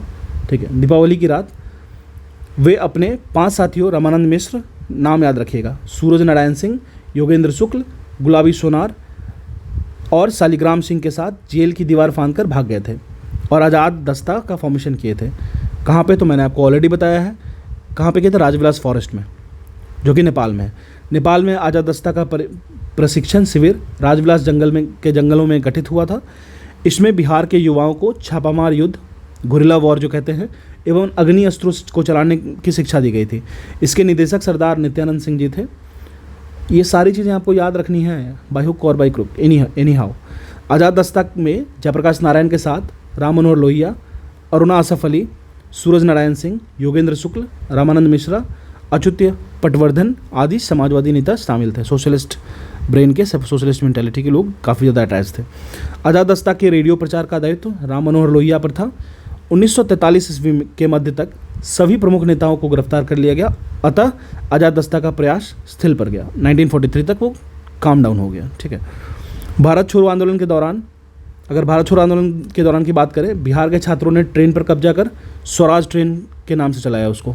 सिवान की बात करें, सिवान में थाना पर राष्ट्रीय झंडा फहराने की कोशिश में फूलेना प्रसाद श्रीवास्तव पुलिस की गोलियों से शिकार हो गए। ठीक है। भारत छोड़ो आंदोलन में बिहार का मुख्य केंद्र गांधी मैदान था। 1942 ईस्वी में इसका नाम पटना लॉन्च था। उसके बाद ही इसका नाम गांधी मैदान कर दिया गया था। बाद में 1948 में जब इसका नाम गांधी मैदान कर दिया गया। ठीक है। कब किया गया? जब गांधी जी की डेथ हुई थी ना, उसके बाद इसका नाम गांधी मैदान कर दिया गया था। पहले पटना लॉन्च था, पटना लॉन होगा शायद, आई थिंक, एक बार कंफर्म कर लीजिएगा। भारत छोड़ो आंदोलन में बिहार के 15,000 से अधिक व्यक्ति बंदी बनाए गए थे। 8700 मान लीजिए को सजा हुई थी, 134 शहीद हुए थे और 362 व्यक्ति घायल हुए थे। आप सोच लो, क्विट इंडिया मूवमेंट में इतने सारे लोग इन्वॉल्व थे बिहार से, तो बिहार का कैसे नहीं कंट्रीब्यूशन है यार, हमेशा से रहा है। लेकिन बस थोड़ा सा मतलब हमें ऊपर उठने की ज़रूरत है, हमारी जो गलतियाँ हैं उसको एक्सेप्ट करने की ज़रूरत है, ठीक है। पॉलिटिक्स को ज़्यादा बेकार नहीं करना है और अच्छे तरीके से उसको फॉरवर्ड करना है। चलिए पृथक, अब हम लोग बात करेंगे पृथक बिहार के बारे में और कैसे राज्यों का गठन हुआ उसको जानते हैं। पृथक बिहार राज्य के गठन का श्रेय सच्चिदानंद सिन्हा, मैंने आपको ऑलरेडी बताया। जब भी पृथकीकरण की बात होगी तो सच्चिदानंद सिन्हा का नाम आएगा। उन्होंने महेश नारायण, श्री कृष्ण सहाय एवं नंद किशोर लाल के साथ मिलकर 1894 ईस्वी में पटना से बिहार टाइम्स बिहारी समाचार पत्र निकाला, जिसमें ये लोग इसकी डिमांड करते थे। बिहार टाइम्स के मुख्य संपादक महेश नारायण थे। इस समाचार पत्र में पृथक बिहार राज्य के गठन में महत्वपूर्ण भूमिका निभाई। बिहार टाइम्स याद रखिएगा, अगर पूछा जाए तो पृथकीकरण बिहार से रिलेटेड था। 1908 ईस्वी में बिहार प्रदेश कांग्रेस कमेटी का गठन हुआ, बिहार प्रोविंशियल कांग्रेस कमेटी का। बिहार प्रदेश कांग्रेस कमेटी के प्रथम अध्यक्ष बने थे हसन इमाम जी, ठीक है। बिहार प्रदेश प्रादेशिक सम्मेलन का प्रथम अधिवेशन 1908 ईस्वी में पटना में हुआ। इसमें पृथक बिहार के निर्माण की मांग को सर्वसम्मति से पारित किया गया था। इसका दूसरा अधिवेशन 1909 में भागलपुर में हुआ। इसमें पुनः पृथक बिहार की मांग दोहराई गई। 1911 ईस्वी की बात कर ले, केंद्रीय विधान परिषद में सच्चिदानंद सिन्हा और मोहम्मद अली ने बंगाल एवं बिहार के विभाजन का प्रस्ताव रखा। 1911 वाले में किनका कौन कौन रखे थे? सच्चिदानंद सिन्हा और मोहम्मद अली, बंगाल एवं बिहार के विभाजन का प्रस्ताव रखा गया था। 12 दिसंबर 1911 ईस्वी की बात कर लें, दिल्ली में आयोजित शाही दरबार, दिल्ली दरबार कहते हैं, बिहार और उड़ीसा के क्षेत्रों को बंगाल से पृथक एक नए प्रांत के रूप में गठन की घोषणा कर दी गई। अब हम लोग और कुछ फैक्ट समझ लेते हैं मॉडर्न बिहार से रिलेटेड। चलिए, 1937 ईस्वी में मोहम्मद अली जिन्ना ने बिहार का भ्रमण कर मुस्लिम लीग का प्रचार प्रसार किया। 1938 की बात कर लेते हैं, अब्दुल कयूम अंसारी ने मोमिन कांग्रेस की स्थापना की। उन्होंने कांग्रेस के प्रति स्वामी भक्त रहते हुए बिहार में मुस्लिम लीग के प्रभाव को कम करने का प्रयास किया। 1938 ईस्वी की बात कर लें, आदिवासी महासभा का गठन हुआ। इसमें अध्यक्ष थे थियोडोर शुरीन जी थे। ये बहुत इंपॉर्टेंट क्वेश्चन है। कालांतर में इसके प्रभावशाली नेता राम जसपाल सिंह थे, ठीक है। बिहार में स्वतंत्रता आंदोलन के क्रम में बिहार की महिलाओं ने बढ़ चढ़ कर भाग लिया। प्रमुख महिलाएं अगर हम लोग सेनानी की बात करें तो श्रीमती प्रभावती देवी। आप मुझे बताइएगा प्रभावती देवी किससे रिलेटेड थी? जयप्रकाश नारायण से या फिर राजेंद्र प्रसाद से? फिर श्रीमती सैलबाला राय, श्रीमती हसन इमाम, श्रीमती सरस्वती देवी, श्रीमती श्री साधना देवी, श्रीमती विद्यावासिनी देवी, श्रीमती कुसुम कुमारी, राजवंशी देवी, भगवती देवी, ये सब रिलेटेड थी। अब आशा शाही के बारे में जान लेते हैं। आशा शाही 1943 में सुभाष चंद्र बोस की आज़ाद हिंद फौज में शामिल हुई। 1946 में जापान से स्वदेश लौटकर उन्होंने महिलाओं को हथियार चलाने की प्रशिक्षण दिया। गोविंदपुर गांव के श्री नरसिंह गोप की पत्नी श्रीमती जिरियावती देवी ने 16 अंग्रेज सिपाही को गोली मार दी। आप सोच लो, मतलब आप इनकी वो समझो, डेयरिंग देखो कितना ज़्यादा था। राष्ट्रीय आंदोलन के प्रचार में बिहार के साहित्य का भी योगदान रहा। डॉक्टर राजेंद्र प्रसाद ने चंपारण में महात्मा गांधी एवं खादी का अर्थशास्त्र, ये दोनों बहुत इंपॉर्टेंट क्वेश्चन है। खादी में अर्थशास्त्र, खादी का अर्थशास्त्र एंड चंपारण में महात्मा गांधी पुस्तकों की रचना की है। अब देखते हैं, पंडित जगन्नाथ प्रसाद चतुर्वेदी ने भारत की वर्तमान दशा तथा स्वदेशी आंदोलन पुस्तक की रचना की है। राजा साहब ने गांधी टोपी की रचना की है। 1906 ईस्वी में श्री कृष्ण सिंह और श्री तेजेश्वर प्रसाद ने बिहार स्टूडेंट कॉन्फ्रेंस की स्थापना की है। राजेंद्र प्रसाद ने छात्रों के साथ मिलकर कलकत्ता में सर्वेंट्स ऑफ इंडिया सोसाइटी की स्थापना की है। Very important, servant of India society Calcutta में स्टूडेंट के साथ मिलकर स्थापना किया गया था। राजेंद्र प्रसाद मिलकर किए थे। 1916 की बात कर ले, तत्कालीन शिक्षा सदस्य सर शंकरन नायर ने केंद्रीय विधान परिषद में पटना विश्वविद्यालय विधेयक प्रस्तुत किया था, ठीक है। अब ये कंप्लीट एंशिएंट मेडाइवल का टाइमलाइन है, तो ये अभी नहीं पढ़ूंगा हम लोग, ठीक है। ये हम पूरी की पूरी मॉडर्न हो गई है। एक बात मैं आपको बताता हूँ, अगर आपको आई दृष्टि घटनाचक्र पढ़ना है तो वो भी अवेलेबल है। देखो, आप अगर चाहोगे ना तो बिहार पीटी की आप प्रिपरेशन मेरे चैनल से आराम से कर सकते हो। किस तरीके से कर सकते हो मैं बताता हूँ। देखो, मैंने ऑलरेडी, अगर आप मॉडर्न इंडियन हिस्ट्री का पार्ट देखोगे ना तो वो मैंने 1905 से लेकर के 1947 तक जो घटना चक्र में है उसकी मैंने कंप्लीट एक वीडियो 7.5 घंटे की वो डाल रखा है। इसी के साथ मैंने पॉलिटी, आई दृष्टि 3.5 घंटे की वीडियो है, वो कंप्लीट पॉलिटी की रिवीजन करा देगी और क्वेश्चन उससे बाहर बहुत कम जाएगा, ठीक है। इसी के साथ मैंने जनरल साइंस में फिजिक्स वाला पोर्शन करा रखा है, केमिस्ट्री वाला पोर्शन कंप्लीट घटना चक्र करा रखा है, एक दो चैप्टर मिसिंग होगा वो मैं करा दूंगा। बायो का भी सेगमेंट में बहुत जल्दी लाने वाला हूँ, ठीक है। रहा बात ये हो गया, फिर आप देखो अप्रैल 1 से लेके अप्रैल 10 तक, मतलब 2023 की बता रहा हूँ, आई दृष्टि घटना चक्र कंप्लीट करंट अफेयर प्लेलिस्ट पड़ी हुई है, आप उसको भी देख सकते हो। स्पीडी करंट अफेयर मैंने ऑलरेडी 5 महीने का पढ़ा दिया है 2023 की, और उसको आगे मैं प्रोसीड करूँगा, ठीक है। तो इस तरीके से आप ओवन बिहार की कंप्लीट एक प्लेलिस्ट पड़ी हुई है, उसको भी देख के आप बहुत कुछ सीख सकते हो। तो आप इससे फ़ायदा लो। देखो इस तरीके से वीडियो बना दे रहा हूँ तो इससे बेनिफिट तो लेना चाहिए आपको, मेरे अकॉर्डिंग आपको लेना चाहिए, अदरवाइज रेस्ट ऑन यू। तो अगर आपको इस तरीके की और वीडियो चाहिए, अगर आपको ज्योग्राफी की वीडियो चाहिए तो आप प्लीज़ मुझे कमेंट सेक्शन में बताना, ठीक है, तो मैं इसको बना दूंगा। Thank you.